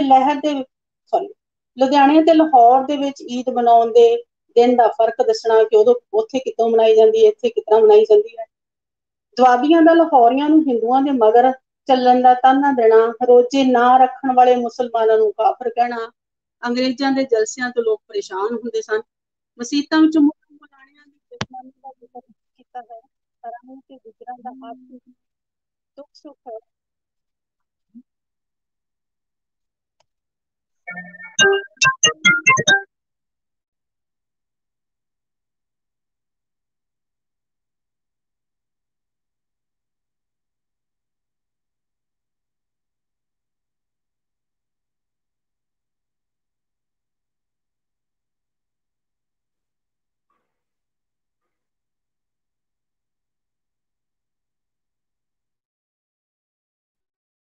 ਲੈਣੀਆਂ ਮਰਾਸੀਆਂ ਦੇ ਸੁਭਾਅ ਲਿਖਦੇ ਹੋਏ ਲੇਖਕ ਦੱਸਦਾ ਹੈ ਕਿ ਸੁਭਾਅ ਵਜੋਂ ਨਿਰਲੱਜ ਹੁੰਦੇ ਸਨ। ਜਿਵੇਂ ਕਿ ਮਰਾਸੀ ਨੇ ਹੋਰ ਗੱਲ ਤਾਂ ਸਭ ਕੁਝ ਜਵਾਬ ਨਾ ਦਿੱਤਾ, ਪਰ ਬੇਸ਼ਰਮੀ ਦੀ ਬਾਬਤ ਇਤਨਾ ਕਹਾ ਕਿ ਤਰਤਾ ਜੋ ਸ਼ਰਮ ਰੱਖੀਏ ਤਾਂ ਖਾਈਏ ਕਿਹਦੇ ਘਰ। ਸੋ ਬੇਸ਼ਰਮੀ ਤਾਂ ਸਾਡੀ ਜਾਤ ਗੋਤ ਠਹਿਰੀ। ਮਰਾਸੀਆਂ ਦਾ ਇਕੱਠੇ ਹੋ ਕੇ ਜੁਲਾਈਆਂ ਦੇ ਘਰ ਮੰਗਣ ਤੁਰ ਪੈਣਾ, ਸੁਲਫਾ ਤੇ ਹੁੱਕਾ ਪੀਣ ਦਾ ਆਮ ਰਿਵਾਜ ਹੋਣਾ, ਗੁੱਜਰਾਂ ਦੀਆਂ ਤੀਵੀਆਂ ਦਾ ਬੜੀ ਗੰਦੀ ਜ਼ੁਬਾਨ ਦੇ ਵਿੱਚ ਕੋਝੀਆਂ ਤੇ ਨਿਰਲੱਜ ਗਾਲਾਂ ਕੱਢਣੀਆਂ, ਇਸ ਨੂੰ ਸਰਦਾਰ ਰਾਮ ਫਲੋਰੀ ਨੇ ਬੜੇ ਹੀ ਸੁੰਦਰ ਢੰਗ ਦੇ ਨਾਲ ਜਿਹੜਾ ਉਹ ਬਿਆਨ ਕੀਤਾ ਹੋਇਆ ਹੈ। ਸੋ 5-7 ਗੁੱਜਰੀਆਂ ਤੇ ਡੋਗਰੀਆਂ ਨੇ ਰਲ ਕੇ ਉਹਨਾਂ ਦੀ ਸੁਲਹ ਸਫਾਈ ਕਰਾਈ। ਸੋ ਇਸ ਤਰ੍ਹਾਂ ਲੇਖਕ ਨੇ ਅੰਗਰੇਜ਼ਾਂ ਨੂੰ ਮੁਸਲਮਾਨੀ ਸੱਭਿਆਚਾਰਕ, ਈਦ, ਨਮਾਜ਼, ਰੋਜ਼ੇ, ਨਿਕਾਹ, ਕਾਫਰ, ਮੋਮਨ, ਮਸੀਤ ਵਿੱਚੋਂ ਜੁੱਤੀਆਂ ਚਰਾਉਣ ਤੱਕ ਦੀ ਗੱਲ ਨਾਲ ਵਾਕਫ ਜਿਹੜਾ ਉਹ ਕਰਾਇਆ ਹੈ। ਇਸੇ ਤਰ੍ਹਾਂ ਕਾਂਗੜੇ ਦੇ ਪਹਾੜੀ ਲੋਕਾਂ ਦੇ ਜੀਵਨ ਨੂੰ ਚਿਤਰਿਆ ਹੈ, ਉਹਨਾਂ ਦੀ ਬੋਲੀ ਨੂੰ ਦੱਸਿਆ ਹੋਇਆ ਕਿ 5-7 ਪਹਾੜੀਆਂ ਜਿਨ੍ਹਾਂ ਵਿੱਚ ਔਰਤਾਂ ਵੀ ਸ਼ਾਮਲ ਆ, ਤੋਂ ਆ ਕੇ ਨਾ ਫਲੌਰ ਦਾ ਰਸਤਾ ਪੁੱਛਦੇ ਨੇ, ਤੋਂ ਕਾਂਗੜੇ ਤੋਂ ਗੰਗਾ ਜਾਣਾ ਚਾਹੁੰਦੇ ਨੇ ਤੇ ਜਿਸ ਕਰਕੇ ਪਹਿਲਾਂ ਉਹ ਰਾਹੋਂ ਆਉਂਦੇ ਨੇ ਤੇ ਫਿਰ ਫਲੌਰੋਂ ਰੇਲ ਗੱਡੀ ਰਾਹੀਂ ਉੱਥੇ ਪਹੁੰਚਦੇ ਨੇ। ਫਲੌਰ ਪਹੁੰਚ ਕੇ ਸਤਲੁਜ ਦਰਿਆ ਦੇ ਕੰਢੇ ਦੇ ਉੱਤੇ ਉਹ ਮਹਾਰਾਜਾ ਰਣਜੀਤ ਸਿੰਘ ਦਾ ਕਿਲਾ ਦੇਖਦੇ ਨੇ ਤੇ ਉਹ ਫਕੀਰ ਦੀ ਜਗ੍ਹਾ ਜਿਹੜੀ ਹੈਗੀ ਆ ਉੱਥੇ ਮੱਥਾ ਟੇਕਦੇ ਨੇ। ਫਿਰ ਉਹ ਗੱਲਾਂ ਬਾਤਾਂ ਜਿਹੜੀਆਂ ਉਹ ਕਰਦੇ ਨੇ। ਸੋ ਇਸੇ ਤਰ੍ਹਾਂ ਬੜਾ ਸ਼ੁਕਰ ਮਨਾਉਂਦੇ ਨੇ ਕਿ ਗੰਗਾ ਮਾਈ ਦਾ ਸ਼ੁਕਰ ਕਰਦੇ ਨੇ ਜਿਨ੍ਹਾਂ ਦੇ ਸਦਕੇ ਉਹਨਾਂ ਨੇ ਫਿਲੌਰ ਦਾ ਕਿਲਾ ਦੇਖ ਲਿਆ। ਸੋ ਪਰਮ ਗ੍ਰਸਤ ਪਹਾੜੀ ਲੋਕਾਂ ਦਾ ਸਿੱਧਾ ਨਾਥਾਂ ਤੇ ਜੋਗੀਆਂ ਨੂੰ ਮੰਨਣਾ ਤੇ ਗਲਾਂ ਵਿੱਚ ਧਾਗੇ ਤਵੀਤ ਪਾਉਣਾ, ਗੁੱਗਾ ਨੂੰ ਮੰਨਣਾ, ਦੇਵੀ ਨੂੰ ਦਿਓ ਤੇ ਦੇਵਤਿਆਂ ਦੇ ਅਥਾਹ ਵਿਸ਼ਵਾਸ ਨੂੰ ਜਿਹੜਾ ਬੜੇ ਸੁੰਦਰ ਢੰਗ ਦੇ ਨਾਲ ਬਿਆਨ ਕੀਤਾ। ਦੁਆਬੇ ਦੇ ਲੋਕਾਂ ਦਾ ਨਰਾਤਿਆਂ ਦੇ ਦਿਨਾਂ ਦੇ ਵਿੱਚ ਜਵਾਲਾਮੁਖੀ ਜਾਣਾ, ਚਿੰਤਪੁਰਨੀ ਤੋਂ ਨੈਣਾ ਦੇਵੀ ਆਦਿ ਮੇਲਿਆਂ ਤੇ ਜਾਣਾ, ਢੋਲਕੀ ਵਜਾਉਂਦੇ ਜਾਣੇ, ਲੋਕਾਂ ਨੂੰ ਭੇਟਾਂ ਗਾਉਂਦੀਆਂ ਜਾਣਾ, ਇਹ ਸਾਰਾ ਕੁਛ। ਤੇ ਇਸੇ ਤਰ੍ਹਾਂ ਹੀ ਸਰਦਾ ਰਾਮ ਫਲੋਰ ਜੀ ਸਤਲੁਜ ਦੀ, ਰਾਵੀ ਦੀ ਦਾ ਜ਼ਿਕਰ ਜਿਹੜਾ ਇੱਥੇ ਕਰਦਾ ਹੈ। ਸੋ ਰਸਤੇ ਵਿੱਚ ਪਹਾੜੀਆਂ ਨੂੰ ਧੂਮ ਸਿਉਂ, ਫੂਲ ਸਿਉਂ, ਕੁੱਲੂ ਦਾ ਮਿਲਣਾ, ਕੁੱਲੂ ਦਾ ਆਪਣਾ ਕੰਮ ਤਿਆਗ ਕਰਕੇ ਅੱਗੇ ਵੱਧ ਜਾਣਾ। ਸੋ ਬਾਂਦਰ ਮੱਥੇ ਨਾ ਲੱਗੇ, ਚਿੱਕ ਮਾਰਨ ਤੇ ਕੁੱਤੇ ਦੇ ਕੰਨ ਫੜਕਣ ਨੂੰ ਅਪਸ਼ਗਨ ਜਿਹੜਾ ਸੀ ਉਹ ਸਮਝਣਾ ਤੇ ਵਹਿਮ ਭਰਮ ਉਹਨਾਂ ਬਾਰੇ ਜਾਣਕਾਰੀ ਜਿਹੜੀ ਆ ਉਹ ਦਿੱਤੀ ਹੈ। 2-4 ਦਿਨ ਪਿੱਛੋਂ ਹੁਸ਼ਿਆਰਪੁਰ ਪਹੁੰਚਣਾ, ਚੌਧਰੀ ਦਾ ਪੈਸੇ ਲੈ ਕੇ ਅੱਧ ਸੇ ਰਿਉੜੀਆਂ ਬਾਰੇ ਦੱਸਣਾ, ਕੁੱਲੂ ਤੇ ਪੁੱਲੇ ਦਾ ਟਕੇ ਦੀਆਂ ਸੇਰ ਲੈਣ ਲਈ ਚੌਧਰੀ ਨਾਲ ਝਗੜਾ ਕਰਨਾ, ਅਲਗੋਜ਼ੇ, ਸਰੰਗੀ, ਖਰੋਟ ਆਦਿ ਜਿਹੜਾ ਸੀ ਉਹਦਾ ਜ਼ਿਕਰ ਜਿਹੜਾ ਉਹ ਕੀਤਾ ਹੋਇਆ। ਇਸ ਤੀਸਰੇ ਚੈਪਟਰ ਦੇ ਵਿੱਚ ਉਹਨੇ ਛਪਾਰ ਦੇ ਮੇਲੇ ਦੀ ਗੱਲ ਕੀਤੀ ਹੈ, ਜਿਹਦੇ ਵਿੱਚ ਮਾਲਵੇ ਦੇ ਜੱਟ ਇਕੱਠੇ ਹੋ ਕੇ ਛਪਾਰ ਦੇ ਮੇਲੇ ਤੇ ਜਾਂਦੇ ਨੇ ਤੇ ਕਿਵੇਂ ਉਹ ਸਿਪਾਹੀਆਂ ਤੋਂ ਡਰਦੇ ਨਹੀਂ ਹੈ ਤੇ ਕਿਵੇਂ ਉਹ ਖਰਮਸਤੀਆਂ ਕਰਦੇ ਨੇ। ਕਿੰਨੇ ਲਾਲ ਲੋਈ, ਕਿਸੇ ਨੇ ਲਾਲ ਲੋਈ ਕੱਢ ਕੇ ਉੱਪਰ ਲਈ ਹੈ, ਕਿਸੇ ਨੇ ਸਾਂਗ ਬਣਾਇਆ, ਕਿਸੇ ਨੇ ਕੋਈ ਗੁਲਬਦਨ ਦੀ ਸੁੱਥਣ ਪਾਈ ਹੋਈ ਆ, ਕਿਸੇ ਦਾ ਖਾਸੇ ਦਾ ਕੁੜਤਾ ਹੈ ਤੇ ਕਿਸੇ ਦੇ ਬਦਰੀ ਸ਼ੀਟੂ ਦਾ ਰੂਹ ਭਰਿਆ ਕਾਦਰਾਂ ਵਾਲਾ ਹਰਗਲ ਚੋਗਾ ਹੈ। ਸੋ ਇਸ ਤਰ੍ਹਾਂ ਦੀਆਂ ਉਹ ਉਹਨਾਂ ਦੀ ਜਾਣਕਾਰੀ ਜਿਹੜੀ ਆ ਉਹ ਦਿੰਦਾ ਹੈ। ਸੋ ਪੰਡਤ ਜੀ ਨੇ ਇੱਥੇ ਡੰਗਰਾਂ ਦੀ ਬੋਲੀ ਜਿਹੜੀ ਦੱਸੀ ਆ ਕਿ ਇੱਕ ਜੱਟ ਦੀ ਜਵਾਨੀ ਸੁਣ ਮੈਂ ਤੈਨੂੰ ਖਿਆਲ ਛੱਡਾਂ, ਅੱਗੇ ਪਿੱਛੇ ਦੀ ਮੱਤ ਹੈ ਡੰਗਰਾਂ ਦੀ ਬੋਲੀ।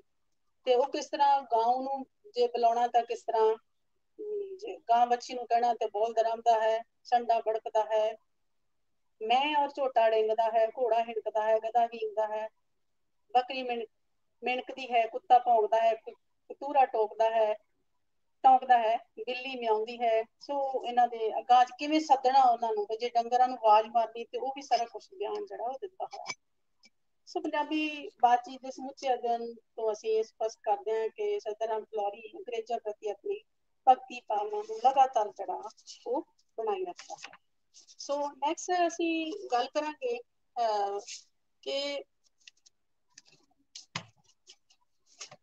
ਇਹ ਪੁਸਤਕ ਜਿਹੜੀ ਹੈਗੀ ਆ ਉਹ ਇੱਕ ਰਿਸਰਚ ਮੈਥਡੋਲੋਜੀ ਦੇ ਤੌਰ ਦੇ ਉੱਤੇ ਇੱਕ ਫੀਲਡ ਵਰਕ ਜਿਹੜਾ ਉਹ ਲਿਆ ਗਿਆ ਹੈ ਕਿ ਉਸਨੇ ਤੁਰ ਫਿਰ ਕੇ ਸਾਰਾ ਕੁਛ ਜਿਹੜਾ ਉਹ ਵੇਖਿਆ, ਪਿੰਡਾਂ ਸ਼ਹਿਰਾਂ ਵਿੱਚ ਜਾ ਕੇ ਖੁਦ ਜਿਹੜਾ ਉਹ ਲਿਖਿਆ ਹੈ।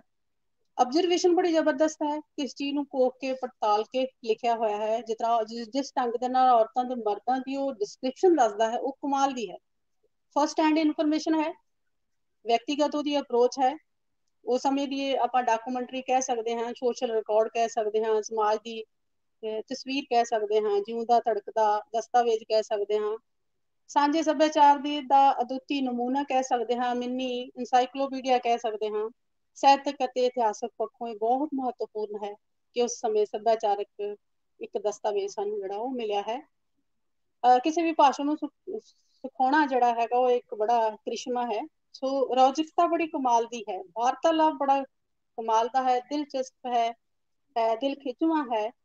ਹਿੰਦੂ ਸਿੱਖ ਅਤੇ ਮੁਸਲਮਾਨ ਦੇ ਸਾਂਝੇ ਪੰਜਾਬੀ ਰਸਮੋ ਰਿਵਾਜ ਨੂੰ ਬੜੀ ਬਖੂਬੀ ਬਣਾਇਆ ਹੈ, ਪੇਸ਼ ਕੀਤਾ ਹੈ। ਉਸ ਸਮੇਂ ਦਾ ਪੰਜਾਬ ਜਿਹੜਾ ਹੈਗਾ ਉਹ ਬਾਤਚੀਤ, ਪੰਜਾਬੀ ਬਾਤਚੀਤ ਦਾ ਧੁਰਾ ਹੈ। ਸੋ ਲੇਖਕ ਦੁਆਬੇ ਦਾ ਦੁਆਬੀ ਰੰਗ ਉਹਦੇ ਤੇ ਚੜਿਆ ਹੋਇਆ ਹੈ, ਉਹ ਆਪਣੇ ਵਿਚਾਰ ਇਸੇ ਮਾਧਿਅਮ ਵਜੋਂ ਜ਼ਿਆਦਾ ਪ੍ਰਗਟ ਕਰਦਾ ਹੈ। ਪਾਤਰ ਜਿਹੜੇ ਉਹਨੇ ਲਏ ਹੈਗੇ ਆ ਉਹ ਅਸਲੀ ਹਨ, ਕੋਈ ਕਾਲਪਨਿਕ ਪਾਤਰ ਜਿਹੜੇ ਆ ਉਹ ਨਹੀਂ ਹਨ। ਸੋ ਅੰਗਰੇਜ਼ੀ ਰਾਜ ਦੀ ਚਿਰਜੀਵਤਾ ਦੀ ਅਰਦਾਸ ਤਾਂ ਜ਼ਰੂਰ ਕਰਦਾ ਹੈ, ਉਹਨਾਂ ਤੋਂ ਇਨਾਮ ਅਤੇ ਰਿਆਇਤਾਂ ਵੀ ਪ੍ਰਾਪਤ ਕਰਦਾ ਹੈ। ਸੋ ਇਸ ਤੋਂ ਇਲਾਵਾ ਭਾਸ਼ਾ ਦੇ ਪੱਖੋਂ ਜਿਹੜੇ ਹੈਗੇ ਆ ਉਹ ਕਈ ਸ਼ਬਦ ਜਿਹੜੇ ਹੈਗੇ ਆ ਔਂਕੜ, ਸਿਆਰੀ, ਬਿਆਰੀ ਉਸ ਸਮੇਂ ਦੇ ਹਿਸਾਬ ਨਾਲ ਜੇ ਅੱਜ ਦੇਖੀਏ ਤਾਂ ਸਾਨੂੰ ਉਹ ਹੋਰ ਤਰ੍ਹਾਂ ਲੱਗਦੇ ਨੇ। ਡੰਗਰਾਂ ਦੀ ਬੋਲੀ ਲਿਖੀ ਆ, ਮਾਲਵੇ ਦੀਆਂ ਬੋਲੀਆਂ ਲਿਖੀਆਂ ਹੋਈਆਂ, ਮੁਹਾਵਰੇ ਤੇ ਅਖੌਤਾਂ ਬਹੁਤ ਢੁਕਵੀਆਂ ਹਨ। ਪਹਿਰਾ ਵੰਡ ਬੜੀ ਅੱਛੀ ਕੀਤੀ ਹੋਈ ਆ, ਵਾਕ ਬੜੇ ਦਿਲਚਸਪ ਹਨ। ਛਣਕਦੀ ਹੈ, ਤੁਣਕਦੀ ਹੈ, ਚੁਲਬੁਲੀ ਹੈ, ਸ਼ੋਕ ਸ਼ੈਲੀ ਰਾਹੀਂ ਦੇ ਰਾਹੀਂ ਲੋਕਾਂ ਦੇ ਸਮਾਜਿਕ ਜੀਵਨ ਨੂੰ ਉਸਨੇ ਚਿਤਰਿਆ ਹੈ। ਸੋ ਇਹ ਪੰਜਾਬੀ ਬਾਤਚੀਤ ਜਿਹੜੀ ਹੈ ਲੋਕ ਧਾਰਾ ਨੂੰ ਪੇਸ਼ ਕਰਦੀ ਹੈ। ਸੋ ਪੰਜਾਬੀ ਬਾਤਚੀਤ ਇੱਕ ਅਜਿਹਾ ਦਰਪਣ ਹੈ ਜਿਸ ਵਿੱਚ ਅਸੀਂ ਉਸ ਸਮੇਂ ਦਾ ਪੰਜਾਬੀ ਜੀਵਨ, ਰਹਿਣੀ ਸਹਿਣੀ, ਖੁਰਾਕ, ਵਹਿਮ ਭਰਮ ਤੇ ਮੇਲੇ ਜਿਹੜੇ ਆ ਉਹ ਦੇਖ ਸਕਦੇ ਹਾਂ। ਇਹ ਪੁਸਤਕ ਗੱਲਬਾਤੀ ਅੰਦਾਜ਼ ਵਿੱਚ ਲੋਕ ਵਿਹਾਰ ਨੂੰ ਪੇਸ਼ ਕੀਤਾ ਉਸਨੇ। ਸੋ ਇਹ ਆਧੁਨਿਕ ਪੰਜਾਬੀ ਵਾਰਤਕ ਦਾ ਮੁੱਢ ਜਿਸ ਪੰਜਾਬੀ ਬਾਤਚੀਤ ਨਾਲ ਵੱਧਦਾ ਹੈ, ਉਹ ਸੱਭਿਆਚਾਰਕ ਵਾਰਤਕ ਦੀ ਪਹਿਲੀ ਜਿਹੜੀ ਸੁਤੰਤਰ ਵੰਨਗੀ ਹੈ। ਨਵੀਆਂ ਗੱਲਾਂ ਜੋੜ ਕੇ ਪੁਸਤਕ ਨੂੰ ਉਹਨੇ ਰੂਪ ਦਿੱਤਾ ਹੈ। ਇੱਕ ਪਾਸੇ ਤੋਂ ਉਸ ਸਮੇਂ ਦੀ ਮੁੱਢਲੀ ਵਾਰਤਕ ਬਾਰੇ ਦੱਸ ਰਿਹਾ ਹੈ ਤੇ ਦੂਜਾ ਸਾਨੂੰ ਸੱਭਿਆਚਾਰ ਬਾਰੇ ਜਾਣੂ ਕਰਾ ਰਿਹਾ ਹੈ।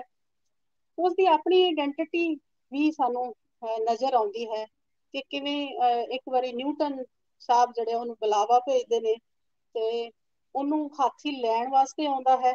ਤਾਂ ਜਦੋਂ ਲੋਕੀ ਦੇਖਦੇ ਵੀ ਇਹਨੂੰ ਹਾਥੀ ਤੇ ਕੋਈ ਲੈਣ ਆਇਆ ਤਾਂ ਉਹਦੀ ਪਹਿਚਾਣ ਦੀ ਅਦਭੁਤ ਸ਼ਕਤੀ ਤੇ ਭਾਰੀ ਪੁਸ਼ ਪ੍ਰਤੀਕ ਜਿਹੜਾ ਫਲੋਰ ਜਿਹੜਾ ਉਹ ਹਰਿਆ ਭਰਿਆ ਹੋ ਜਾਂਦਾ ਹੈ। ਸੋ ਅੰਗਰੇਜ਼ੀ ਰਾਜ ਦੀਆਂ ਸਿਫਤਾਂ ਵੀ ਕਰਦਾ ਹੈ। ਲੋਕਧਾਰਾ ਨੂੰ ਤੁਹਾਨੂੰ ਪਹਿਲਾਂ ਦੱਸਿਆ ਕਿ ਪੇਸ਼ ਕਰਦੀ ਹੈ। ਮੁਹਾਵਰੇ ਵਰਤੇ ਨੇ, ਬਹੂ ਆਈ ਫਗਵਾੜੇ ਦੀ ਤਾਂ ਢੂਈ ਬੰਨੇ ਭੰਨੇ ਲਾੜੇ ਦੀ, ਬਹੂ ਆਈ ਨਕੋਦਰ ਦੀ ਤੇ ਖਾਂਦੀ ਪੀਂਦੀ ਉਧਰ ਦੀ, ਢੱਗੀ ਨਾ ਵੱਛੀ ਨੀਂਦ ਆਵੇ ਅੱਛੀ, ਸੂਰਤ ਮੋਮਨਾ ਔਰ ਕਰਤੂਤ ਕਾਫਰਾਂ। ਤੇ ਬੜੇ ਸ਼ਬਦ ਜਿਹੜੇ ਹੋਰ ਲਿਖੇ ਹੋਏ ਨੇ। ਸ਼ੈਲੀ ਵਿਸ਼ੇ ਦੇ ਨਿਭਾ ਪੱਖੋਂ ਜੀਵਨ ਦੇ ਵਿੱਚ ਜਿਹੜਾ ਸੁੰਦਰਤਾ ਲਿਆਂਦੀ ਹੈ ਉਹ ਬਹੁਤ ਹੀ ਰੌਚਕ ਭਰਪੂਰ ਹੈ। 19ਵੀਂ ਸਦੀ ਦੇ ਪਿਛਲੇਰੇ ਅੱਧ ਦਾ ਪ੍ਰਤੀਨਿਧ ਗੱਦਾਰ ਅਸੀਂ ਇਹਨਾਂ ਨੂੰ ਮੰਨਾਂਗੇ, ਕਿਉਂਕਿ ਬਾਤਚੀਤ ਵਿੱਚ ਜਿਹੜੀ ਜ਼ਿੰਦਗੀ ਦੇ ਨੇੜੇ ਮੁਹਾਵਰੇਦਾਰ ਅਤੇ ਜੀਵਨ ਸ਼ੈਲੀ ਵਰਤੀ ਹੈ ਉਸ ਤੋਂ ਪਹਿਲਾਂ ਕਿਸੇ ਵੀ ਪੰਜਾਬੀ ਗਦ ਰਚਨਾ ਦੇ ਵਿੱਚ ਸਾਨੂੰ ਨਹੀਂ ਮਿਲਦੀ। ਜੇ ਅਸੀਂ ਇਹਦੀ ਬੁੱਕ ਦੀ ਇੰਪੋਰਟੈਂਸ ਦੇਖੀਏ ਤਾਂ ਅਸੀਂ ਦੇਖਦੇ ਹਾਂ ਕਿ ਜਿਹੜਾ ਸੱਭਿਆਚਾਰ ਹੈ ਉਹ ਫੁੱਟ ਫੁੱਟ ਕੇ ਬਾਹਰ ਆ ਰਿਹਾ ਹੈ।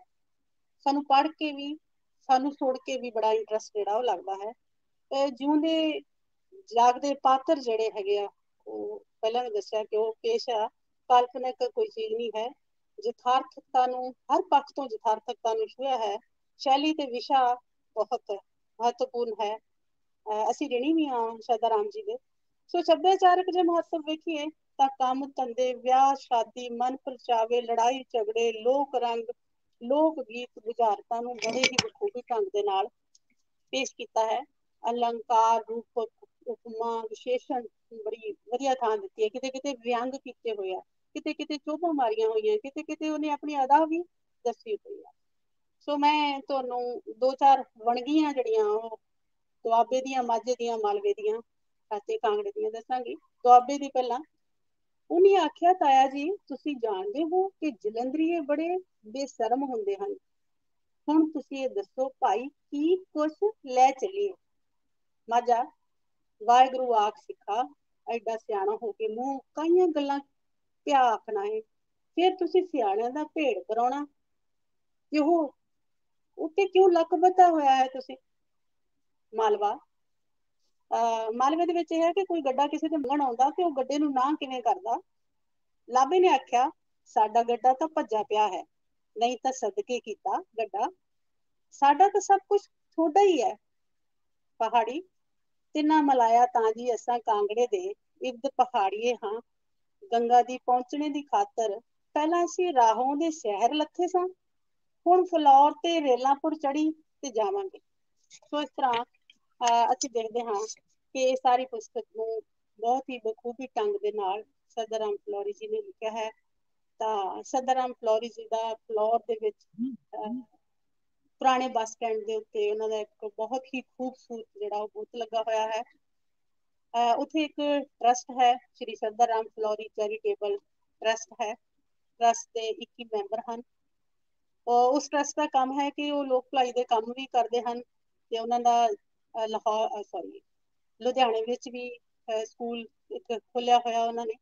ਉਹ ਬੁੱਕਸ ਜਿਹੜੀਆਂ ਉਹ ਛਾਪਦੇ ਹਨ ਤੇ ਹੋਰ ਲੋਕ ਭਲਾਈ ਦੇ ਕੰਮ ਕਰਦੇ ਹਨ।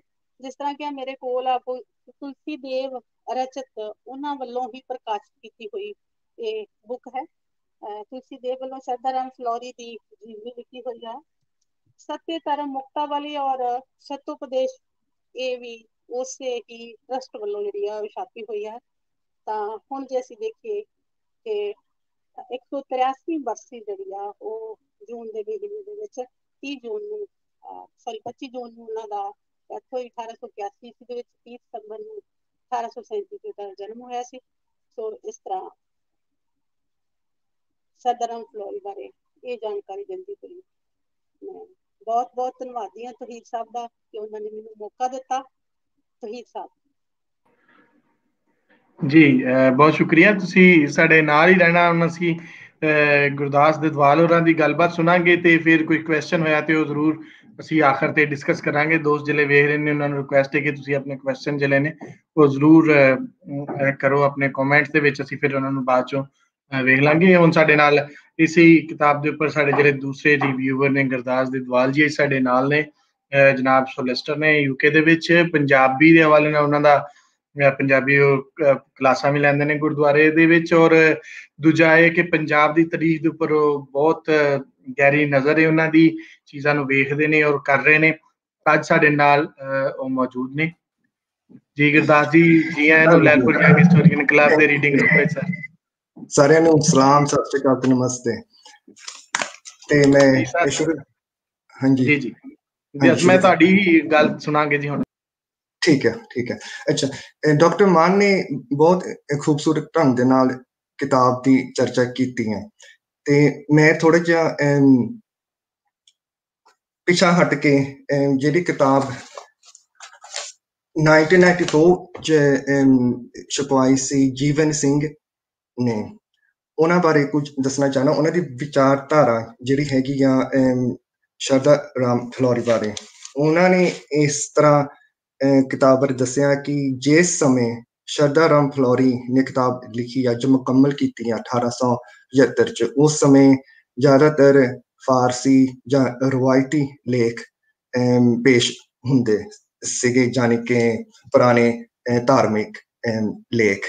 ਸ਼ਰਦਾ ਰਾਮ ਫਲੋਰੀ ਨੇ ਉਸ ਟਾਈਮ ਤੇ ਨਵੇਂ ਢੰਗ ਦੇ ਨਾਲ ਇਹ ਕਿਤਾਬ ਲਿਖੀ ਆ, ਜੋ ਉਹਨੂੰ ਕਹਿ ਸਕਦੇ ਹਾਂ ਗਤਕਾਰ, ਜਿਹੜੀ ਕੁਦਰਤੀ ਤੌਰ ਤੇ ਲੇਖ ਲਿਖੇ ਜਾਂਦੇ ਆ, ਜਿਹੜੇ ਪੁਰਾਣੇ ਸਮਿਆਂ ਦੇ ਮੀਟਰਾਂ ਦੇ ਅਨੁਸਾਰ ਜਿਹੜੀ ਕਵਿਤਾ ਲਿਖੀਆਂ ਜਾਂਦੀਆਂ ਸੀਗੀਆਂ, ਉਸ ਤਰੀਕੇ ਨਾਲ ਇਹ ਮਾਡਰਨ ਲਿਟਰੇਚਰ ਆ। ਤਾਂ ਫਿਰ ਇਸ ਕਰਕੇ ਉਹਨਾਂ ਦੀ ਖਾਸੀਅਤ ਇਹ ਹੈ ਕਿ ਉਹਨਾਂ ਨੇ ਮਾਡਰਨ ਲਿਟਰੇਚਰ ਸ਼ੁਰੂ ਕੀਤਾ। ਮਾਡਰਨ ਲਿਟਰੇਚਰ ਦੀ ਉਹ ਜੜ ਆ।